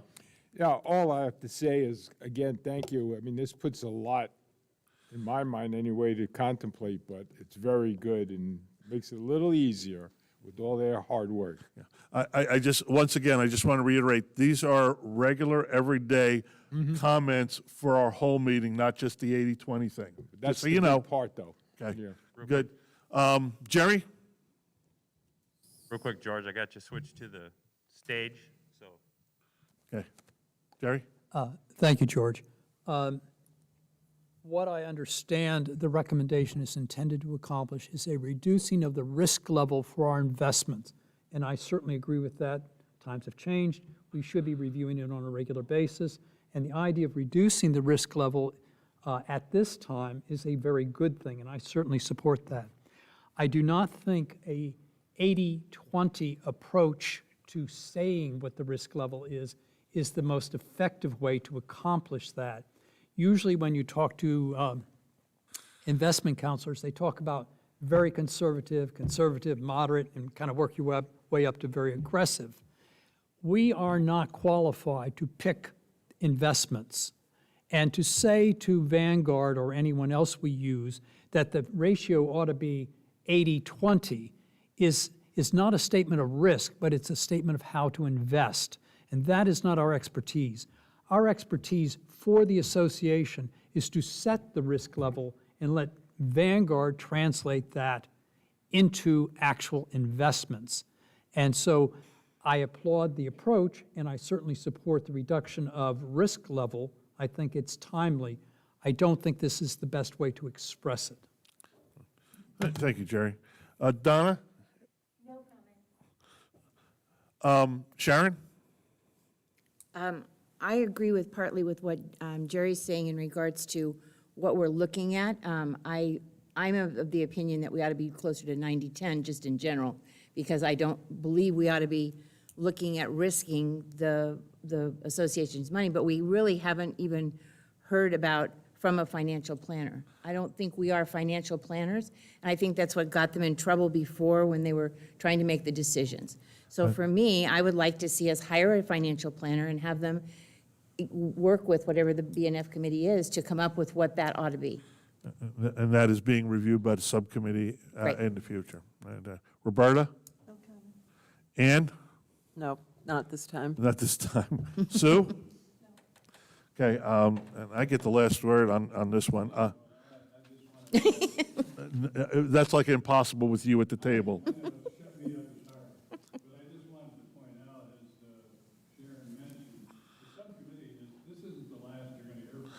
No, no, not at all. Not at all. It may be whatever, but this is just an interim. Right. Okay. Okay. The director's comments. First, there are no guest comments that have come to me via email. First off, I mean, this is the hot topic, but I don't want to just sit on this one topic. I want to make sure that as our comments go forward, we have a COVID problem that is coming up very quickly in our area. We all need to be aware of those kinds of things. That is the first and foremost. I want to also reach out, especially to Barry. Great job on the sports pavilion. And this, Pete, your great work on all this.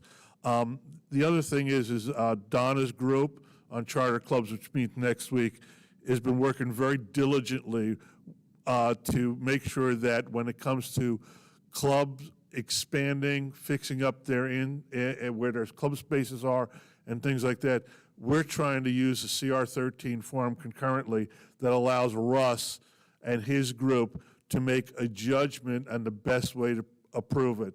Every now and then, we have clubs that go rogue, is the nice way to put it, that, they want to erect a statue out in front and things like that. But with this, moving forward after charter clubs next time, will be a great opportunity for those kinds of things. That's the only things that I have to say about that. That was comment? You have another? My vice president has another comment. I did have a question. When, Pete, when you developed the schedule for the budget thing, I was under the impression that we were going to try to condense it a little bit, and now it appears that it's actually pushed forward.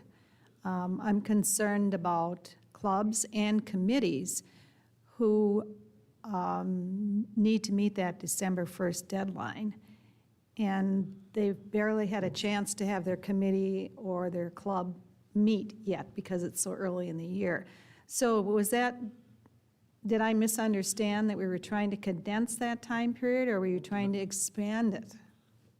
We were trying to look at the idea of that it shouldn't be an ongoing thing. Our first look at the budget, our first look at the solid budget going forward will be, if I remember correctly, the middle of February? Is that when the general manager will be presenting his first trial of the budget?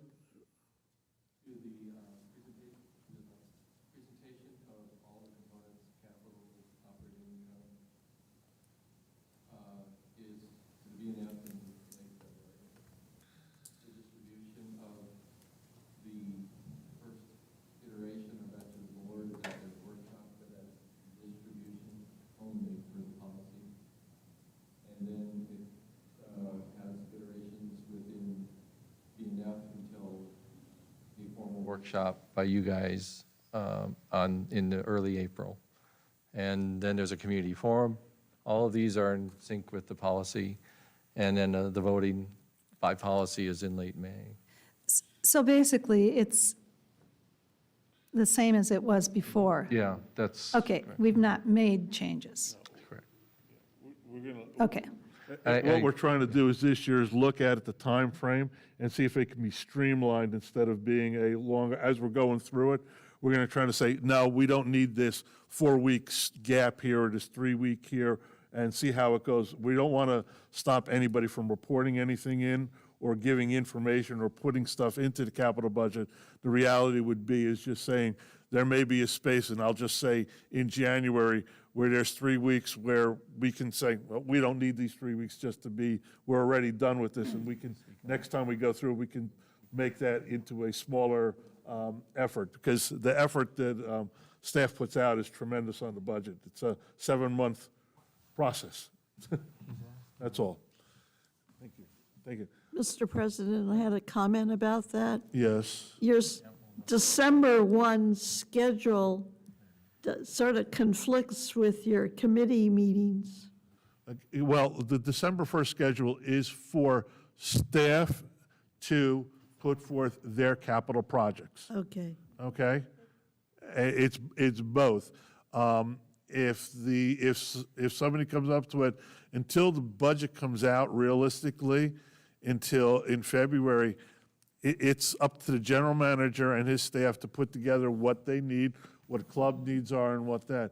And I don't think a club would say, on December 14th, oh, we want to have a 6,000 square foot building and we're ready to go on the 18th. I think there's a planning process that there shouldn't be any surprise. That's my own opinion. Did that answer your question? I'm just saying properties just had their review of their tour, and we're slimming down our recommendations, but our next meeting for a vote on this wouldn't be till after the 1st. Well, no, it's not as a vote on it. This is your recommendations for property goes to Russ to put into his laundry list of things that Okay. get it done.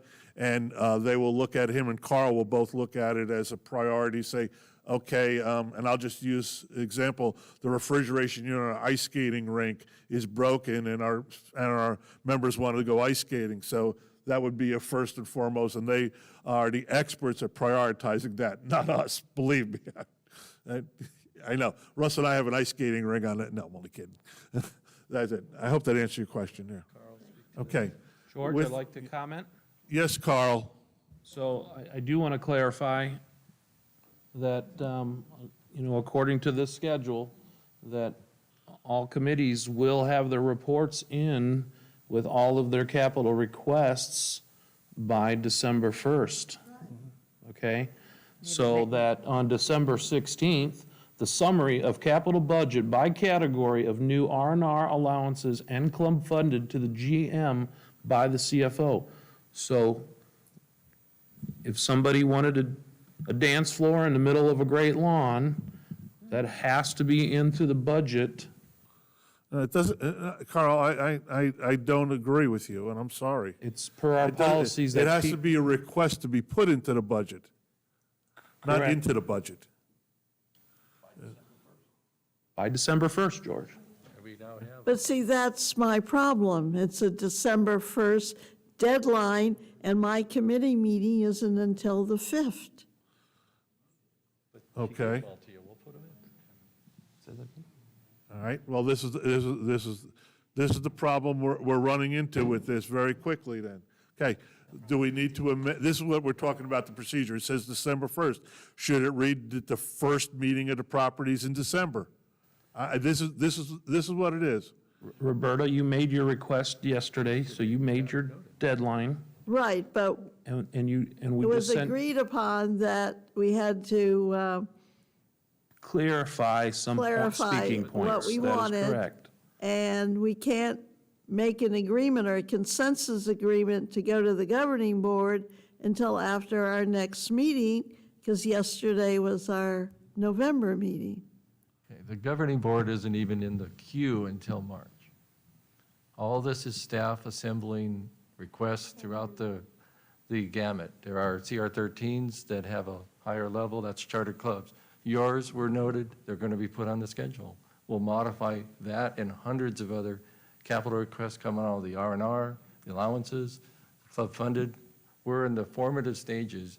Do not rest in, with any anxiety that your items aren't going to be within there. They are. Sue?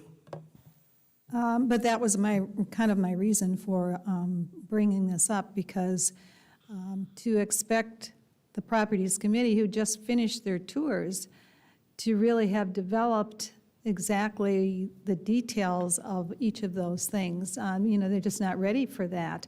They came to you with the concepts and the ideas. for discussion purposes. But like Roberta says, that isn't finalized at the point it can be turned in December 1st, other than just the ideas. So that becomes awkward, because that committee then is crunched for developing their idea, because they haven't had enough time to be able to meet. I'll say it again, we got to lower the anxiety level. Okay, Last year's iteration of the capital budget, due to a tremendous amount of COVID-related concerns on the income and our cash flow that we brought up just now, we had, I keep every iteration. I bet you there's 30 of them in there where we're moving things in and out. And I don't mean the anxiety of it, but if you now have posted it and you somehow get a price variance that, due to the detail that moderates or modifies that amount, don't lose any sleep over that. We've got months before it's presented. okay, thanks. Are there any other comments? Yes, Sharon. Yes, As Sharon. far as COVID goes, we had 457 cases in the Sun City West. That's up 26 cases from last week. Okay. So I'm just saying that what the comments are about COVID coming, I believe that we need to be looking at what else we can do.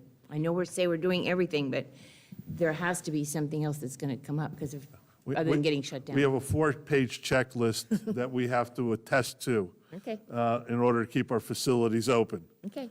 That's, the general manager, I can say, has that well in hand along with staff. They're doing, you know. I'm not disputing the fact that staff's not doing their job. I don't think that the community's doing its job. Well, and again, that's where we have to put it out there. Is there any other comments? I hear none from the constituency out there. With that, I will close the governing board workshop. And with that, I'm going to call a special session of governing board into, I'll call it to order. It's simple like that. And this is to go directly to Ann. There you go. Finally get to read my motion. She's got the right paper. Per the recommendation of the Budget and Finance Committee, I move that the governing board approve directing association investment funds to be set at 80% fixed income and 20% equities immediately. Is there a second to that motion? I second. Sharon seconds it. It is now open for discussion. And being with the chair, one of the things I'd like to make sure my directors are aware of is the ramifications that we have by doing this. First and foremost is our general manager reached out to our attorney at the beginning of this started. And it says there are emails attached from 2012 and 2013. And I'd like to make sure that the directors all know of what these represent. And these are from our association attorney. Okay? Policy statement F12, and it's a copy there. Guidelines about investment with capital preservation as being the first objective. It also reiterates the language of bylaws about investing in institution or instruments backed by the full faith and credit of the U.S. government. Okay? Another part of this was the overriding issue with investing for nonprofit corporations like associations is the duty of directors in respects to act as trustees of a trust when it comes to money, making capital preservation paramount. Okay? Most of us who consider the issue think that ordinary prudent person would not want to do anything to risk the principle. We are not aware of any community associations that deviate from U.S. government-insured investments. It would probably be unnecessarily risky for a director to vote on a plan that risks principle beyond the risk of U.S. government and default on other obligations. If the board is considering changing investment standards after consulting with auditors or insurance professionals, we do not recommend the board change the bylaw itself. We would recommend that a vote of the membership be taken. At least the board of trust, the board and the treasurer will be acting in express authority to the community. That's one of the correspondence. One of the other ones, it says, is a difficult question that we have dealt with on occasion. and because directors often regarded as fiduciaries, which is what we are, or similar to trustees, safety of capital is usually the paramount concern. A director can rely on information and opinions from experts like a financial advisor, but that does not provide safe harbor in most respects. Whether it's an absolute shield against a liability, they're not prepared to say. For those reasons, the investment instruments of choice of many associations are certificates of deposits, money market deposits, checking and savings, money market funds, or bonds, as your current policy states. The board must remember it can designate an investing function as an advisor, but a board is never absolved from fiduciary obligation of the association to act in responsibility or in a prudent manner. Thank you. Now I'm opening it up for discussion. I just want to put that in there. I get the bully pulpit once. Yes, Sue? I have a number of questions. What's the definition of immediately in your statement? That could be done today. Okay, well, I don't know what the stock market's doing, but if it's down today, I don't want them to sell until Monday. So how do More on you control that? I think many times you may just have to put a line in the sand and say, this is what we do, this is what we pull, if it is. And that goes to our second thing. We have great liquidity, and we can just tell A or B. That's gone. Okay, so, did you answer my question? Does immediately mean as soon as we notify them? Well, I Pete, think Pete. it's answered by our existing policy. Last March, when the equities dropped significantly, Speak into it. Get closer. Get closer. last March, when the equities moved to about a position of 35 or less % because of the valuation drops, they, of course, sold bonds and bought equities at the low end of that curve. They do this all the time. And so, as George somewhat alluded to, and a phone call, if you will, or probably an email, of course, with the authority that you guys render today to Vanguard, and they essentially sell the bonds, or sell the equities and buy the bonds. Sue, Okay, just to tell you, I just checked, market's down 71 points today, which is very minor, out of 28. It's at 28,009 something. And also, we don't know, I mean, what we have are not individual stocks, they're in funds. That's where it would be sold, so we can't really know that that we're going to, go up or down with what we Okay. do. and then, are we looking at this as maybe a temporary vote, that once your subcommittee continues to study this issue, that we may be coming back in a couple of weeks and making a more restrictive decision? Okay, I see nodding. I'm sorry. That that's possible? Yes, absolutely. And we can we can do this at any regular meeting. Okay. And then the other question is, equities are totally stocks, not bonds. Bonds are in the fixed income area. Doesn't seem like that makes sense to me, but I'm trying to So- clarify. So if you bought a bond, you would have that to the maturity if you just bought it and tucked it away. You'd always get your, at this juncture, 0.8%.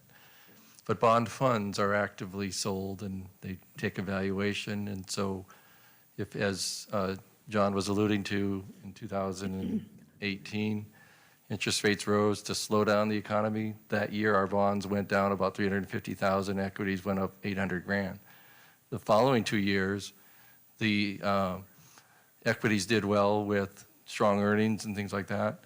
But fast forward to 2020, when the COVID hit, they, of course, immediately had to loosen up the liquidity, and so they dropped the interest rates from 2.5 to 0.5 or 0.25 overnight. And so all the interest rates went down with it on the bonds, and if you held a bond that held 2.5%, of course, it's going to be much more valuable than something that's now going to earn you 0.5. And so the bond valuations over this last 5-6 months have been tremendous. The equities spiked downward by 33%. That's is why we're so concerned about why we're somewhat, just an opinion of mine, but why we're chasing after relatively low yield and exposing our principal to these vast swings. Bonds do have volatility, but they don't have that level of volatility. Okay, what I'm trying to understand is if we're looking at an 80-20, that 20 is just stocks. It's not bonds. The bonds would Correct. be in the 80. Correct. Okay. And, yes. Along with other things like money markets, CDs. Somebody asked me that. You always can direct them. No, Vanguard is, just to make sure, Vanguard's a brokerage, okay? So they're managing these fund balances, and to further diversification of the stocks, if you were worried about that in any way, you have 3 different funds. One of them is actually international. So those do move sometimes in sync with the U.S. equity markets, but not always. So there's diversification within the stocks. And then on the bonds, there's 5 different funds. Some of them are long-term, some of them are short-term. That was one of the discussions that Andy had at BNF was if you wanted to limit your exposure to even further, you could essentially move into near-term bonds. And those have, just by the nature of they're typically not very volatile. Longer term, you get out there, you saw the projection of interest rates to be maybe 1 to 1.5 over the next 5 to 10 years.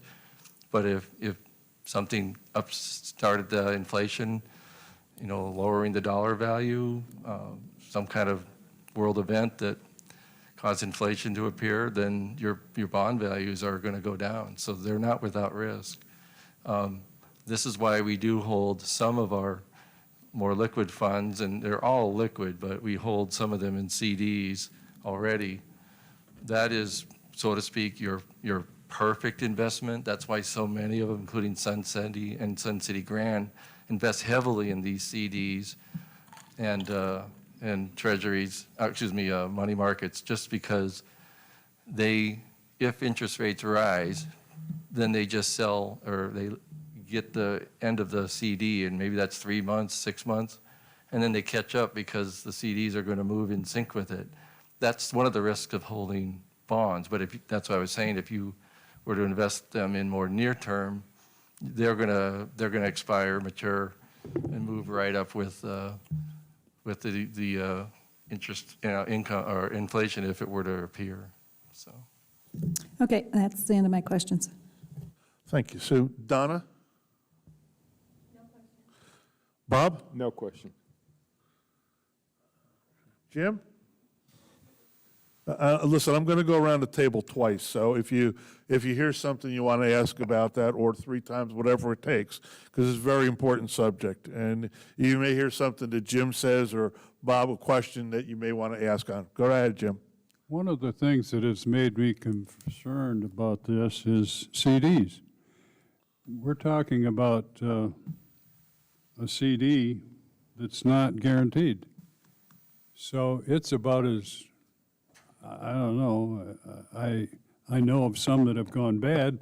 I also know bonds that have gone bad. So there's no guarantee in any of it, but I just bring that up, that if you release 20% of your equities, you could put them into bonds. The only way I would be happy putting them into CDs would be if they're FDIC approved. That would take about, we'd have to already have about 12 banks invested. If you put another few million in, you'd have a lot of banks. So. Jim, if you would let Pete just answer that question very quickly about that. Go right ahead, Pete. So 2 things. Not that our fellow Del Webb facilities around us are the gospel, but they do have differing, first of all, they have investment subcommittee similar to what you did, and an investment strategy spelled out. So Sun City Grand actually does it's not a bad thing. They have rather draconian security. So they do invest heavily in CDs, and they do take what you're referencing. They disperse it over a whole broad spectrum of banks such that they carry the FDIC coverage. across their whole spectrum.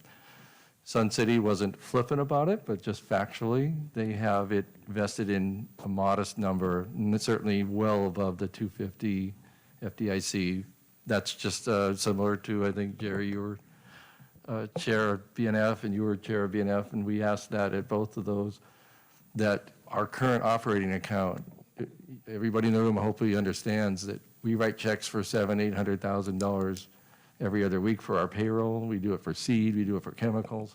So we can't, it'd be very difficult to have an operating account that was constantly having to move in and out of FDIC insured. So the board, or the BNF somewhat said, rest assured, Pete, that, you know, if the capitulation of a bank were to occur of JP Morgan or Chase, there'd probably be some pretty draconian things going on in the world. So they gave us the assurance that we can continue to operate our operating account with that. So the second piece came up on, I'm sorry, I've lost my train of thought, but on you talked about the CDs, but what was the second piece? No, all I was referring to is that bonds can also go bad. Yeah, that was. You buy a B stock or a B Right. bond, and it goes bad, you don't get any Right. money.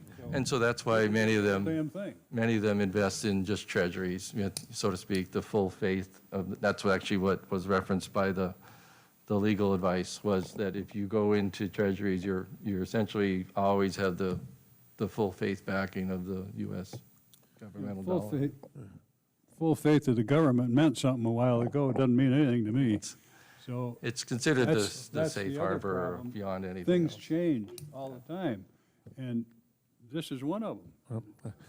I would just hate to see a lot of money go into the CDs.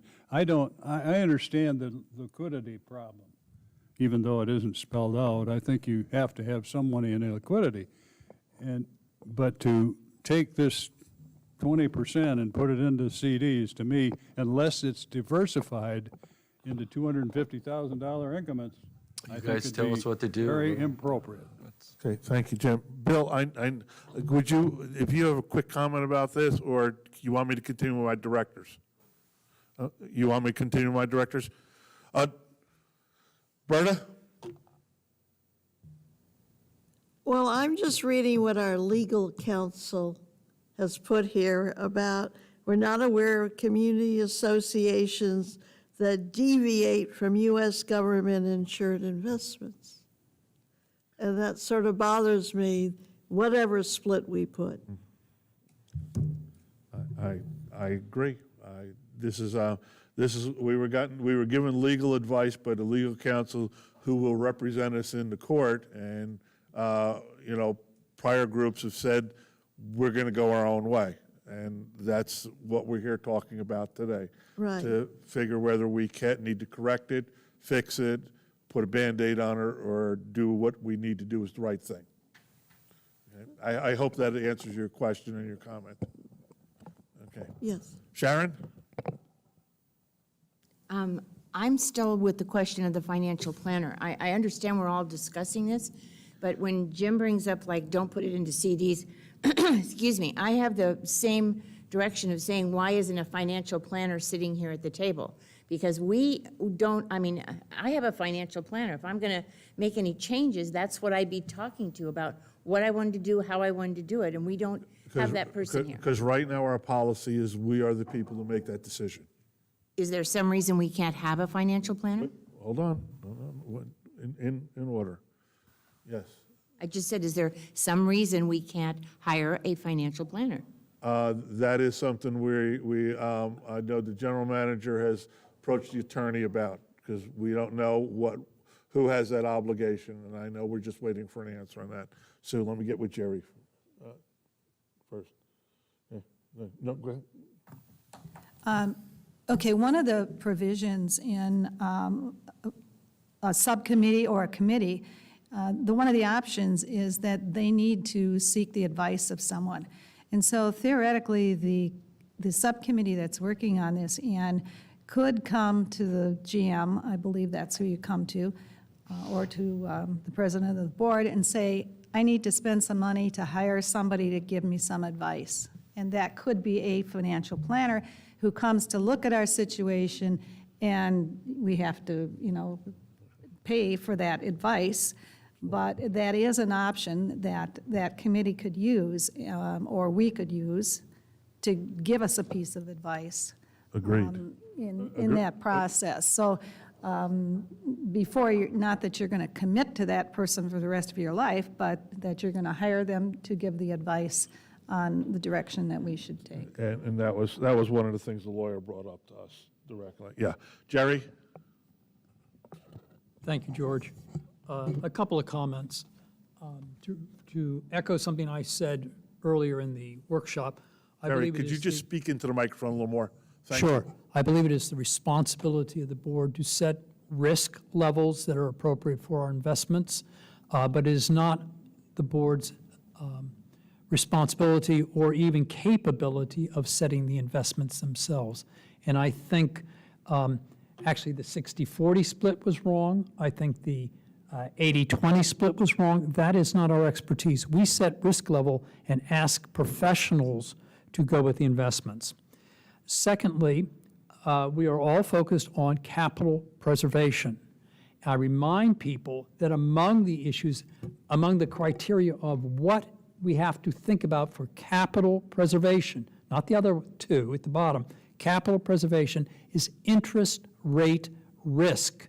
And if you start putting things in fixed income investments, you are increasing your interest rate risk. I would just simply remind you of that. I'm not suggesting we do or don't. I'm simply saying that that's part of what Vanguard is supposed to be thinking about when they think about preservation of capital. Third, remind everybody, it's been said quickly, but remind everybody, we do not buy individual bonds and individual stocks. We buy what is euphemistically called mutual funds, and that is used as a means of spreading risk. And we specifically talk about that in our policy. So that's how we mitigate risk of volatility and market fluctuations and the risk of individual stocks, because you're usually dealing with anywhere from several hundred or more individual stocks or individual bonds in something. On the financial advisor, I would like to see, whether it's the subcommittee or some other vehicle, retain one, because when we talk about losing income by changing the investment mix or the risk profile, we will need to think about where money will come from. We heard about how Sun City Grand does it. They tack it on as a specific amount to their annual member fee. If we decrease income by $400,000 a year that we are currently getting through our investments, that's $17 on the annual membership fee, in addition to the $17 approximately that we now raise every year. I don't think the board could pull that off with our community. I think you need to think very carefully about whether you're giving up money with an alternate source or you're just giving up money long-term. And lastly, yes, I will end up, George. I understand the subcommittee is continuing to meet. I echo, I think it was Sue, your comments about, we're expecting more to come. This is not the final stage. Can we get a time frame? I've always learned, figure out when somebody's due to report back to us so it doesn't drift for 2, 3, 4 months. I don't want to rush them. I want them to do their job right. But I would also like some sense of when we can expect to hear from them. Thank you, Jerry. And my intent with the subcommittee is not to drag this along by any means. They will have one meeting prior to our next committee meeting, which is on the 17th. They probably will only get one more meeting because the best day for all of them has been Thursday, and we're going to have Thanksgiving in there. They will probably have another meeting prior to our next meeting, which will be the 1st of December. I'm hoping by that point in time that we will know a little bit more and can bring it to the governing board workshop that I believe is the 4th of December. Yeah. Is that correct? Yeah. And as far as the financial advisor is concerned, that is something that they've discussed. We're currently paying Vanguard $30,000 a year. So that's already in there. But a financial advisor, I think, is more under Bill's purview than the committee's. Perhaps, sorry, and he's not even here. That's a good thing. No. Whatever. I do think our policy already provides for the hiring of a financial advisor. Well, but if we do, that would not be the board, it would be Bill and That's Pete. the question about Oh, okay. who the hiring person is. And I'm going to go to Bill on this. Bill, go right ahead. I don't want to belabor it, but I know you have things to say on this one. Please go right ahead. I didn't want to go around my directors first. Briefly, thank you. And listening to all the comments that are going around the table here, I am in complete support, and I want to thank you all for all the time you're putting into this, because it is a situation that really concerns us. Hence, we're here. Financial advisor, I think, from a legal perspective and everything that Hazelwood has passed down to me, obviously that's going to play a huge part in our defense, because who's making these decisions? Myself, anybody around this room, a subcommittee, and their backgrounds would all be challenged.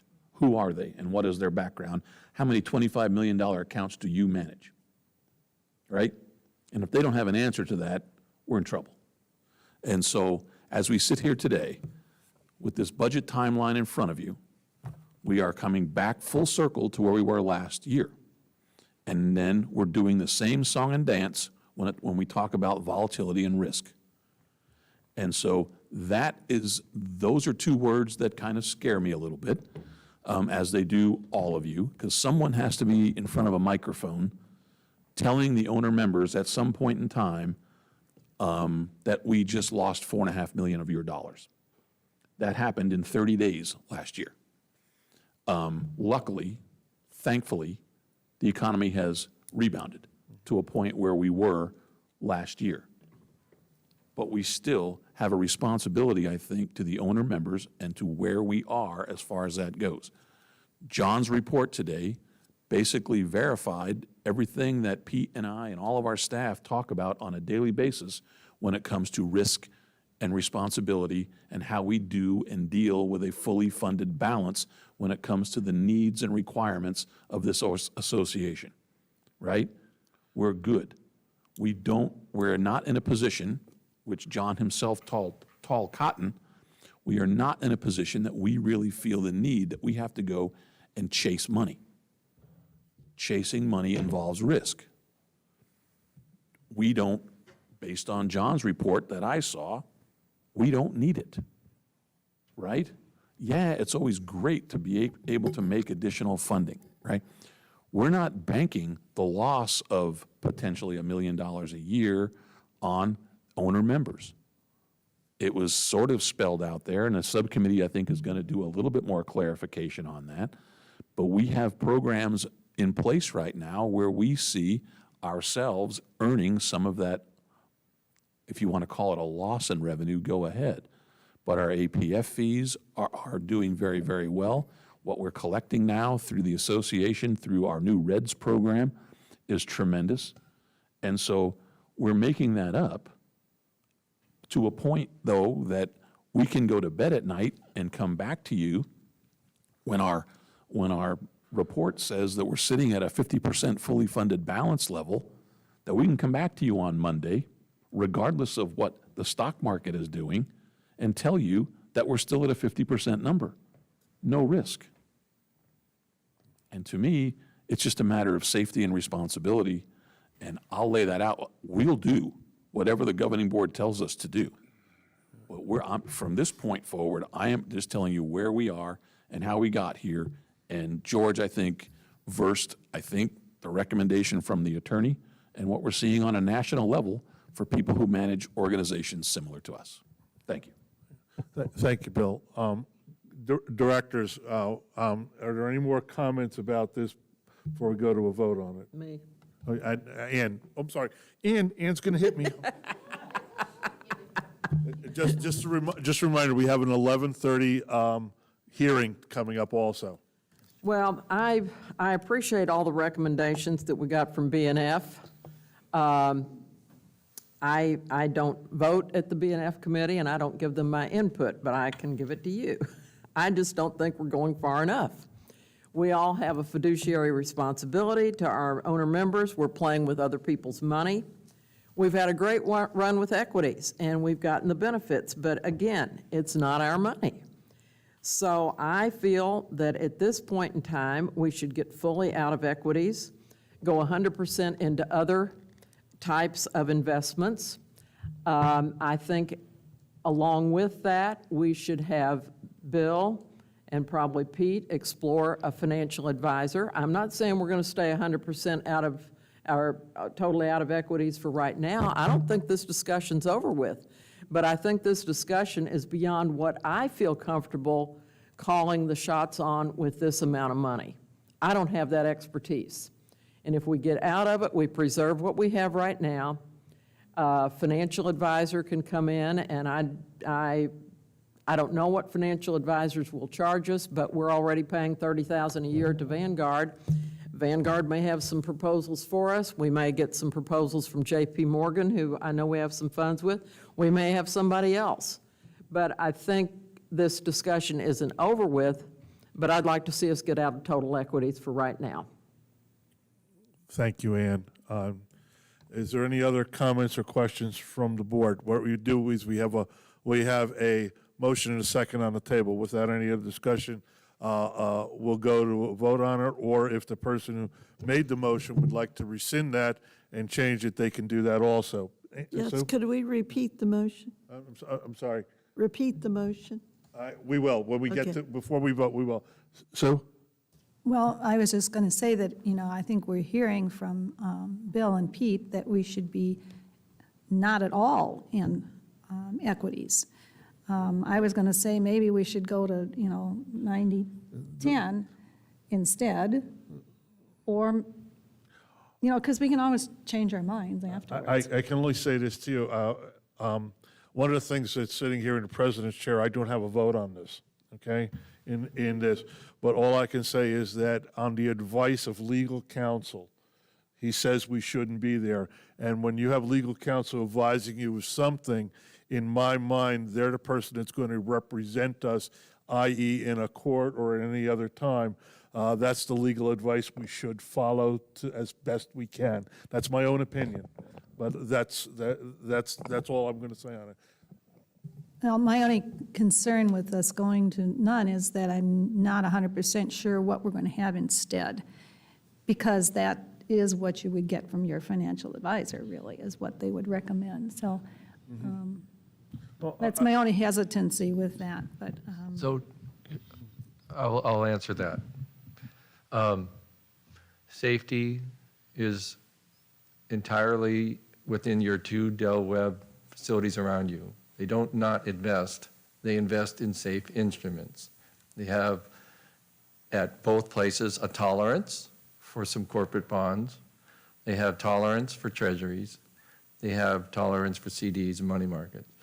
They assign percentages just like we do here for capping all of that, but their advisors, generally speaking, facilitate the purchase of those bonds, facilitates the movement of the funds between CDs, and taking that burden off of an accountant or a CFO managing that portfolio.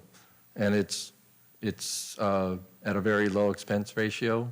My understanding at Grand was, I think, a 0.22% of the portfolio, which would be at or below the current ratio we're paying Vanguard. So this financial advisor is not really in the way you and I view it for taking long-term 30-year, as Bill alludes to, 10-year out. I love his analogy, and that's the only statement I would make on this is the financial advisor is oftentimes going to come to you and have a very long-range, projection. But it's not without the choppy waters right at the beachfront. And we saw it happen last March where our capital was reduced, it was deferred, our operating income statement took a hit. to me, we don't trumpet enough that $4 million impact and how it impacted. The bullet zinged right by our head, and now we're here, we're talking again. I think we all would want to get the returns, Jerry, that you're referring to. But that concept, in my mind at least, is moving it past preservation and onto the return. And if it's not needed, then you go to Phil's interpretation of, do we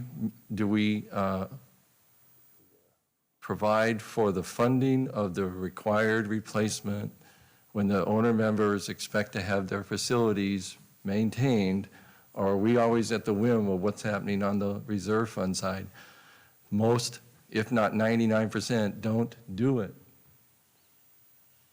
Your call. So hope that it did it answer your question? Donna?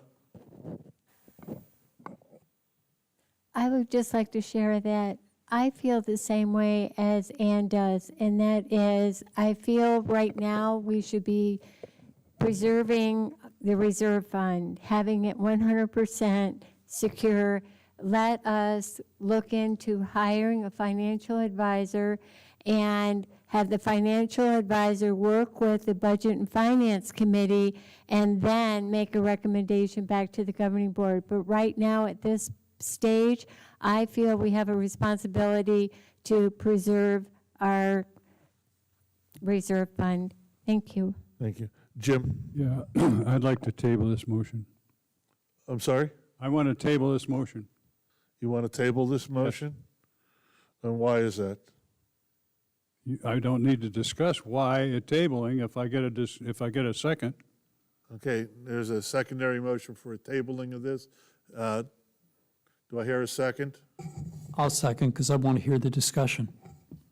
I second. To second, to stop the discussion? Okay. I want to second it so we can have the discussion about tabling. Okay, then there's a discussion about this. Well, okay, you had an 11:30 meeting. I got 4 items that I want to bring up. First of all, we talked about the attorney privileges. I don't have the reports of the attorney, but I know that when the Budget and Finance Committee back in 15 or 13 made this proposal, it was probably reviewed by the attorney. And I don't see all of those reports, but I don't think we just run right off and do stuff, the city manager or the manager prior to this. So to look at an attorney review of 2013, which is what, 8 years from now or 8 years ago, I'd like to see all of the others that refer to this before 8 years ago. I don't think that it really says that in every case. Second of all,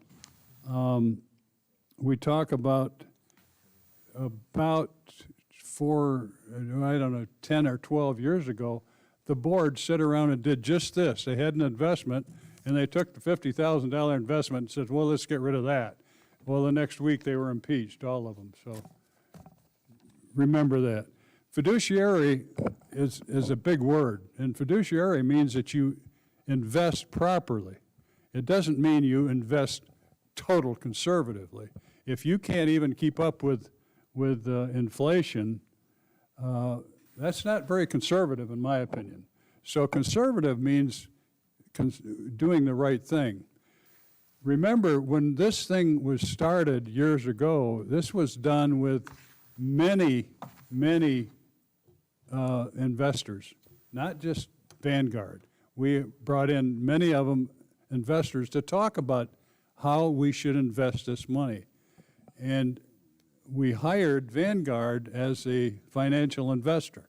And they have been being our financial investor since then. So we haven't been without a financial investor. We've had Vanguard and we turned it over to them. Now, you may not like what they're doing. They only made you $4 million. You may not like what they're doing, but that's part of their thing. If you want to change, that's something else. But financial investor is something that we have had, and we still have, actually.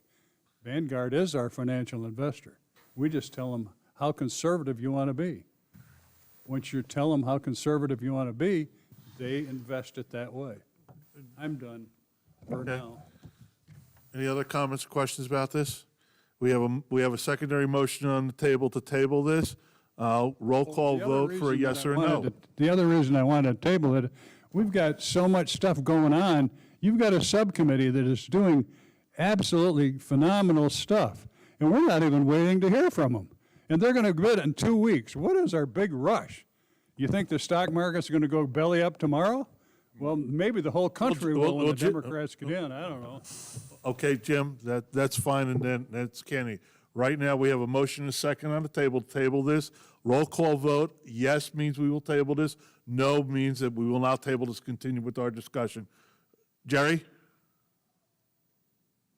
No. Sharon? Roberta? No. Ann? Tell me which one. Yes means you want to table discussion, no means no. you want to continue. No? No. Sue? No. Donna? No. Bob? No. Jim? Seeing the noes have it, the motion to table this is not carried forward. We'll go back to our original motion. It's on there for an 80-20 vote. That is the one that is on there. Is there any further discussion on that? I believe Roberta had asked that this be that she wanted me to read this again. Is Well, that- when we go to the vote, we will go. Oh, okay. Sharon?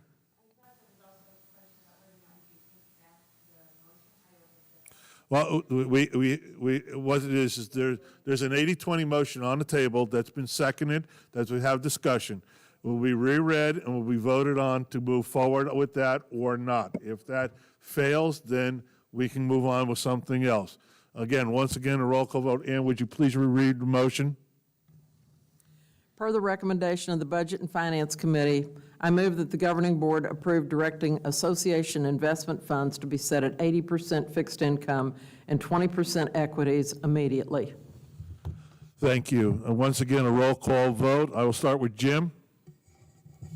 Yes, and the reason I'm saying yes, and I just wanted to clarify it, is because it came from the committee and the B&F committee.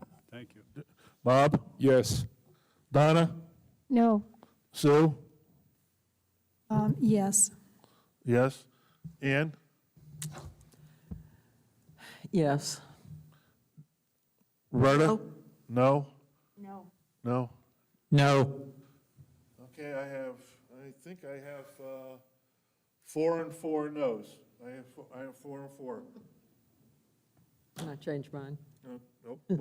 Well, okay. Once you will vote what, Ray? I will vote no. Vote no. So at this point, that is a 5-3 vote. The 80-20 motion does not go forward as it is written. Are there any other motions that will be entertained at this time? Mr. Yes, President. Sharon? I'd like to move that we eliminate ourselves from I don't know how to word this. Equity? Okay. Is there a second to that motion? I'll second that. Okay, that is a second. Okay, I'm going to just pause for a moment on this one because it's a new motion that we don't have prepared written. I want to make sure Karen has that correct. We have that correct. Well, I just want to make sure that we have the motion.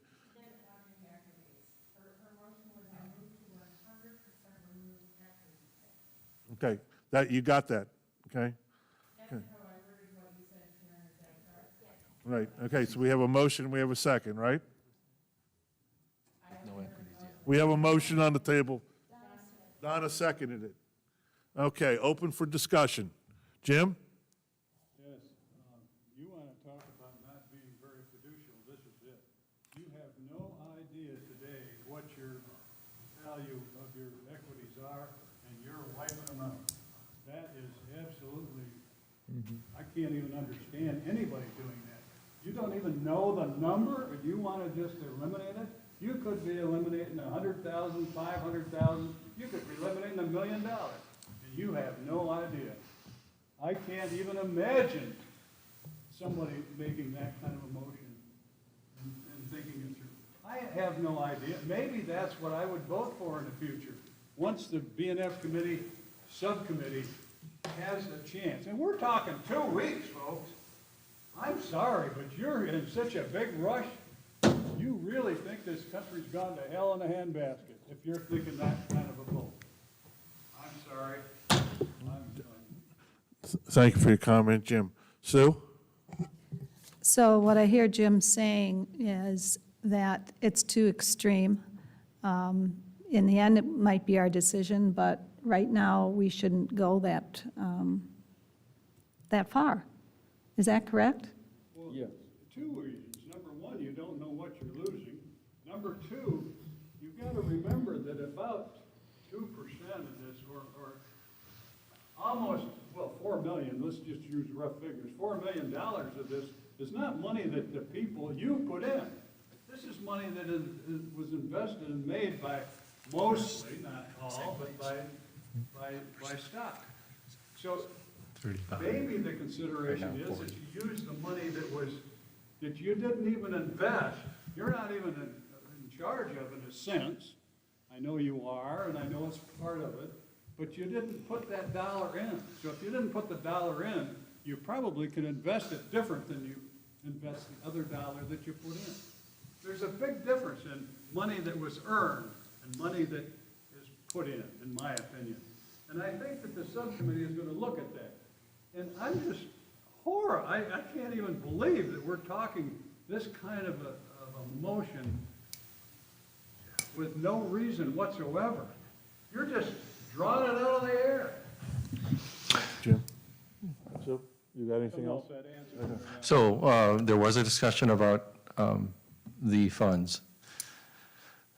In accordance with the current policy, the $24 million with Vanguard, 25 as of this morning, is in a 60-40 split by the authority given by the board. There's no advisement that comes from Vanguard. They simply just follow that principle. Second thing, you used the word that it's lost. I'm not sure I understand that. We are liquefying, if you will, or liquidating the equities and placing them in securities that are, generally speaking, in the industry followed. CDs would be our placeholder with JP Morgan simply for, that's where we already have an active account.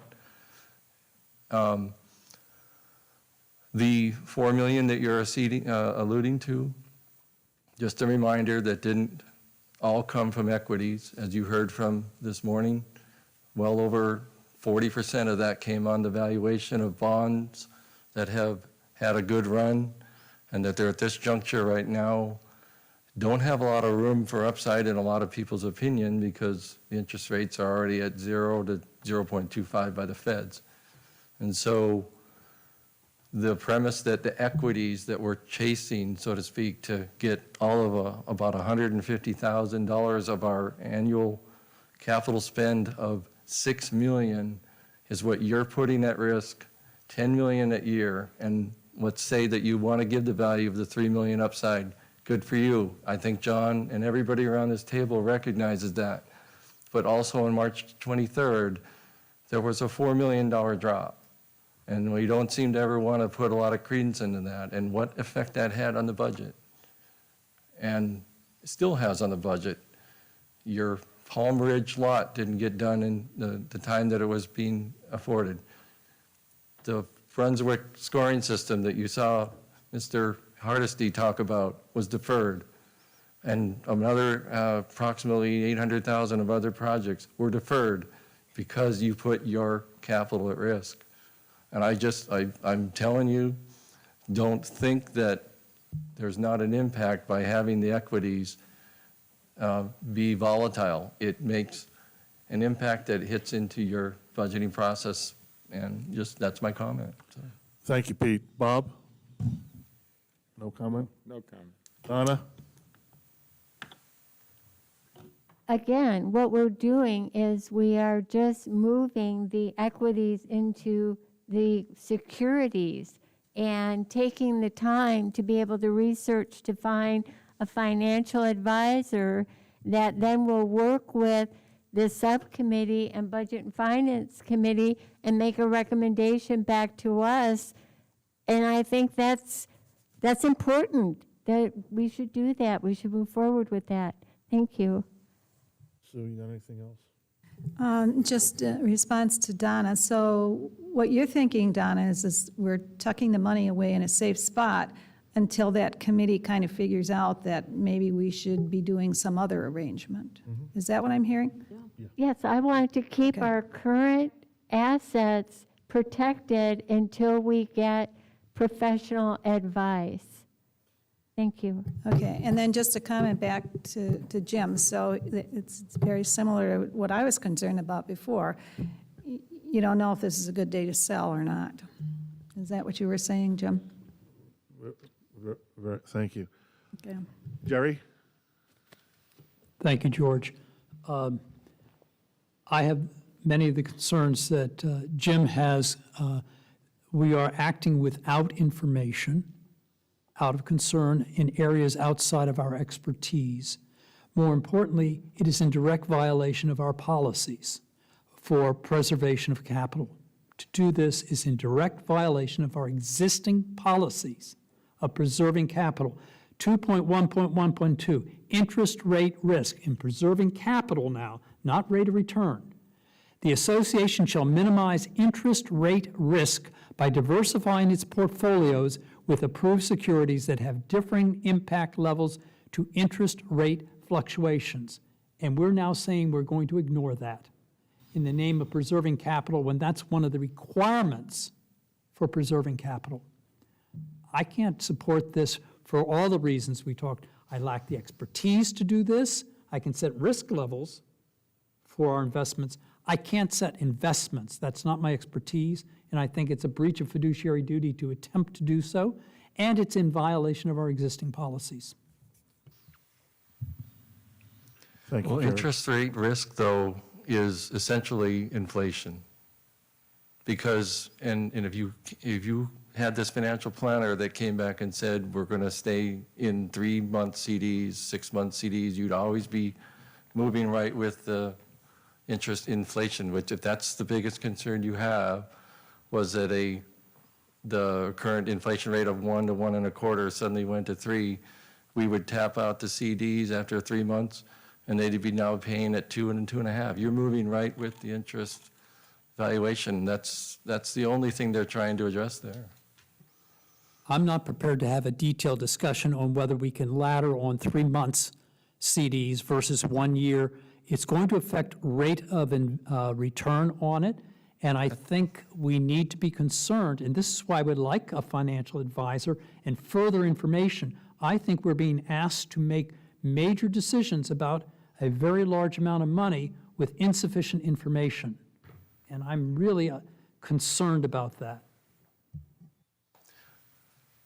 Thank you. Sharon? Roberta? So what I just want to make sure I understand at the point is to take the money completely out of securities, equities, excuse me. But then we have the subcommittee, so why can't we table this till the subcommittee makes its recommendations?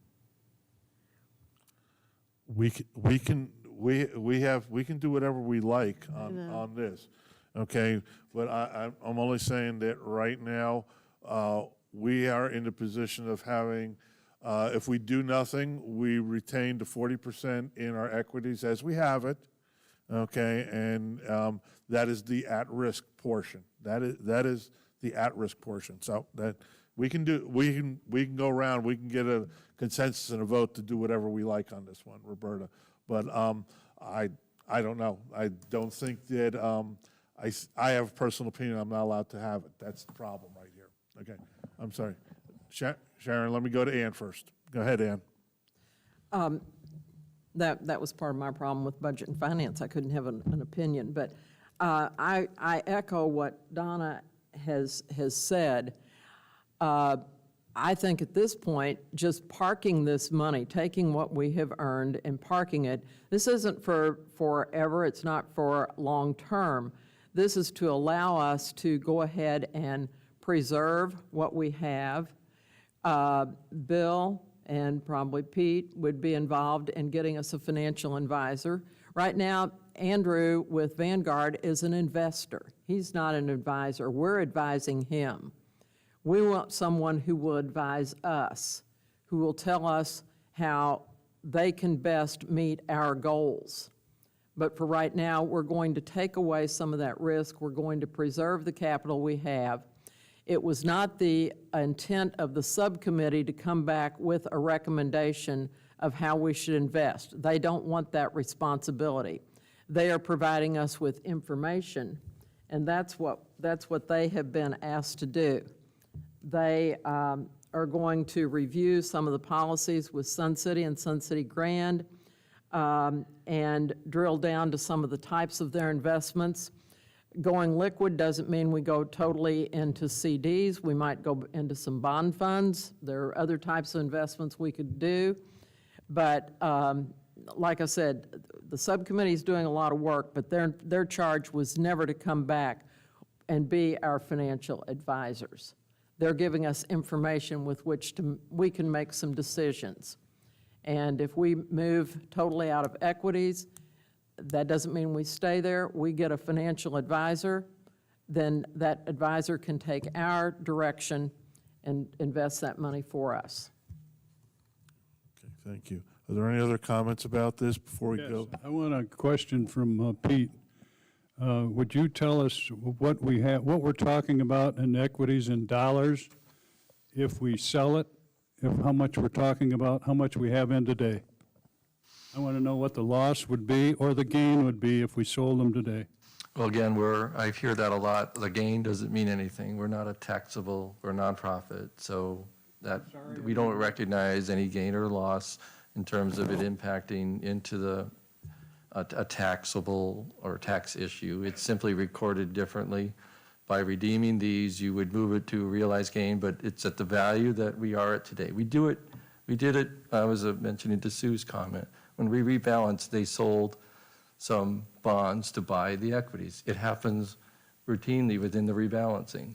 So the directive would be made to Vanguard to liquidate that. It would be wired over to JP Morgan, where we have an existing account, CD rates, and that'd be end of the transaction. To your question, $25 million this morning, about 10.9 of it was in equities. The remaining 14.2 or so remains in our bond funds. But you have no idea what the value of that 10.9 million is. The value is the market. I'm sorry? The value is the market as we speak today. What is the market? So you're telling us that we're voting on something when we don't know the dollar? I don't know the question. It's like The the value is question is, 10.9. They're liquid But instruments. Jim, that'd be a point in time, no matter when it is, whether it's at 12 o'clock today or 12:07, that value will change. I mean, if you're looking for a point in time value, the best you could do is get a value as of the close of business of a prior day, not at we are at this very moment. And I think the value change on 79-point move on the Dow probably moved it by 30,000. So we're really talking nickel and dimes on this. I'm not sure I'm answering your question, but I'm not sure I understand it. They would simply liquidate it at the value at the market and transmit it into the JP Morgan funds. I don't want to understate it, but I don't want to overstate it. It's a transaction.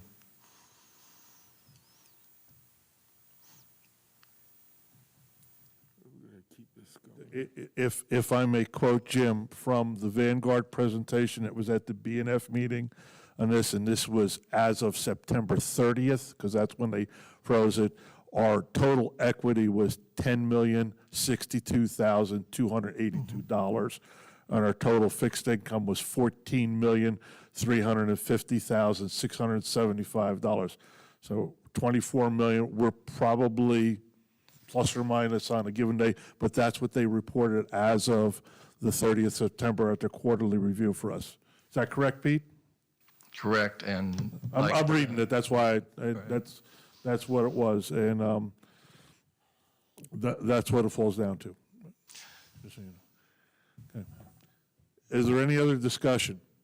Yes, Sharon, Karen. That's the reason I don't need a figure, because there isn't a figure, it's what it is, it's what the amount is, it's in the account, is what you're getting. And all I'm suggesting is that we move the money, risk versus reward. So I'm not in this to make money, I'm in this to make sure that the money's safe. And I don't wanna see another $5 million drop or four or whatever it is. It doesn't make sense to me to take a risk like that. So if you park the money over on the side and let the budget and finance committee do what they're supposed to do and come back, and then you can make something that you need to change it to, if that's what you end up doing. That's why I want to put it back there. Well, that's my point. You're not letting the Budget and Finance Committee do what they did because you voted it down. They wanted to move to 80-20, and that's my point. That's one of the points. It was voted down. So now, if there's no other discussion, I'll have the motion reread and a roll call vote on it.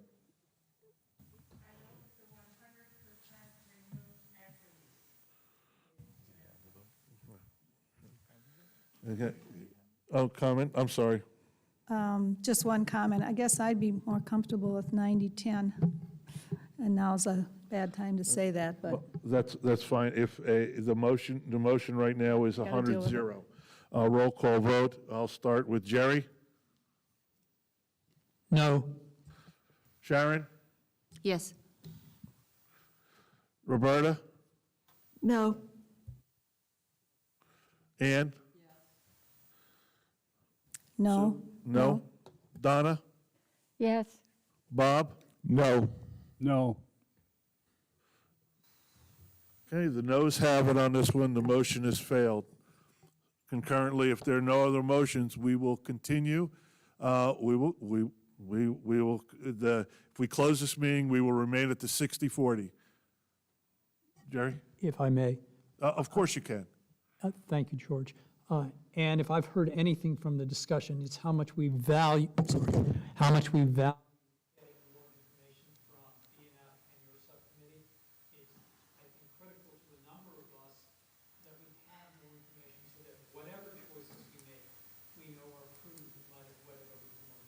So, first of all, thank you for all you and the committee have done, and look forward to as expeditious a response back as possible. And if that involves hiring a financial advisor to assist, I fully support that.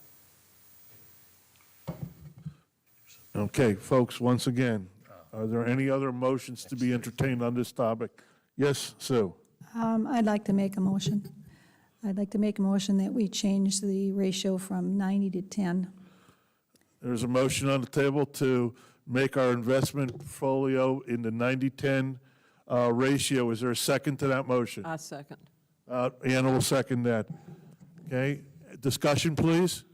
Can I suggest that the motion, with the help, of course, of Karen, that it be revised to simply change the percentages in the existing policy so that it kind of tracks and goes in? Well, Jerry, the existing policy is written in the sense that it will say no more than 40%. We can do anything in between there. I understand, and that we rewrite it to say not to exceed 10%. So just take what's there. Funds shall be invested in a range of fixed income and equities, with equities not to exceed, in this motion, 10% of total investments. We can do that. I thought that might be easier, one, for getting the motion, and also for dovetailing with our policy. I think you're on the right track on that one, and I would concur that the first thing we need to do is be able to give Pete the ability to tell the financial group what to do, and then we can amend that portion. I'm just saying, I think we're on the same road, but there's two different trains on this one. Okay? I have a motion and a second. Is there any other discussion? Hearing none, I'll call for a vote. If they could repeat the motion to me, please.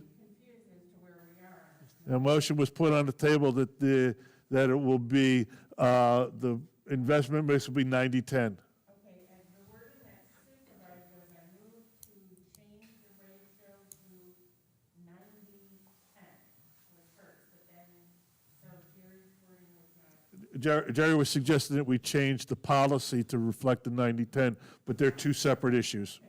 Am I correct on that?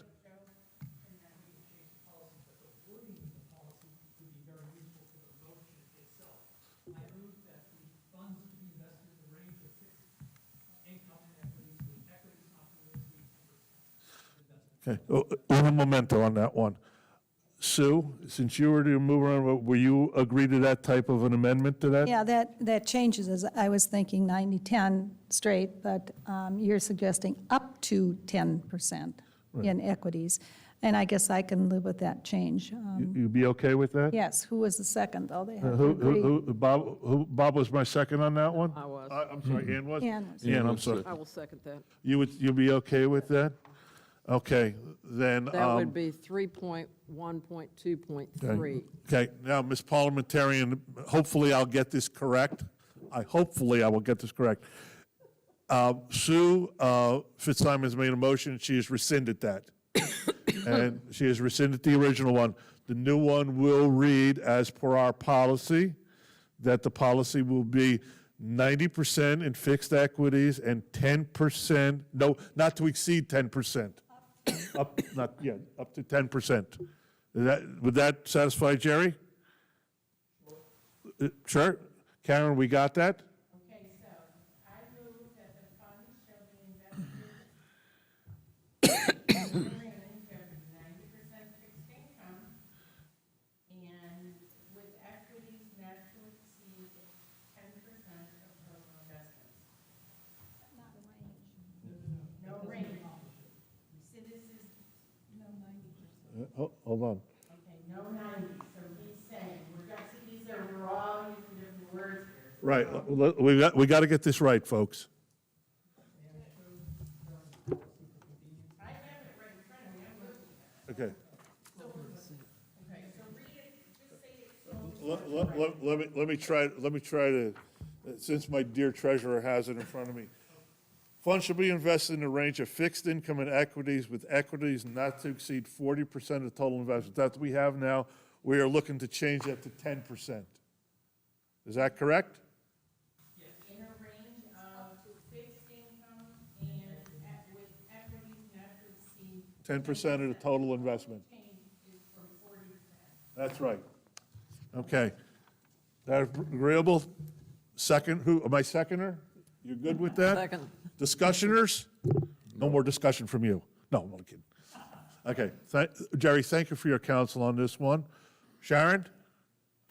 Any discussion? Discussion? No, Discussion? no, Discussion? no. Jim?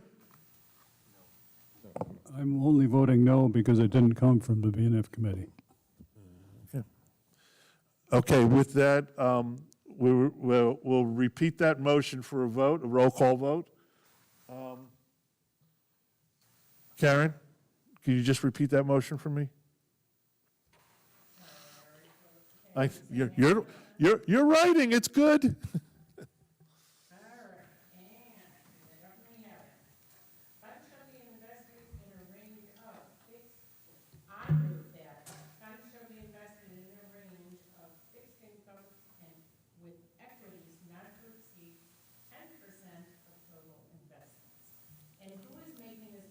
Sue did.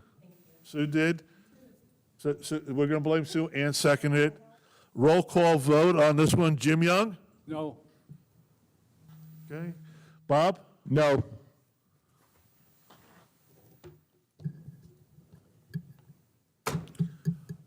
No, I got it. Donna? Yes. Sue? Yes.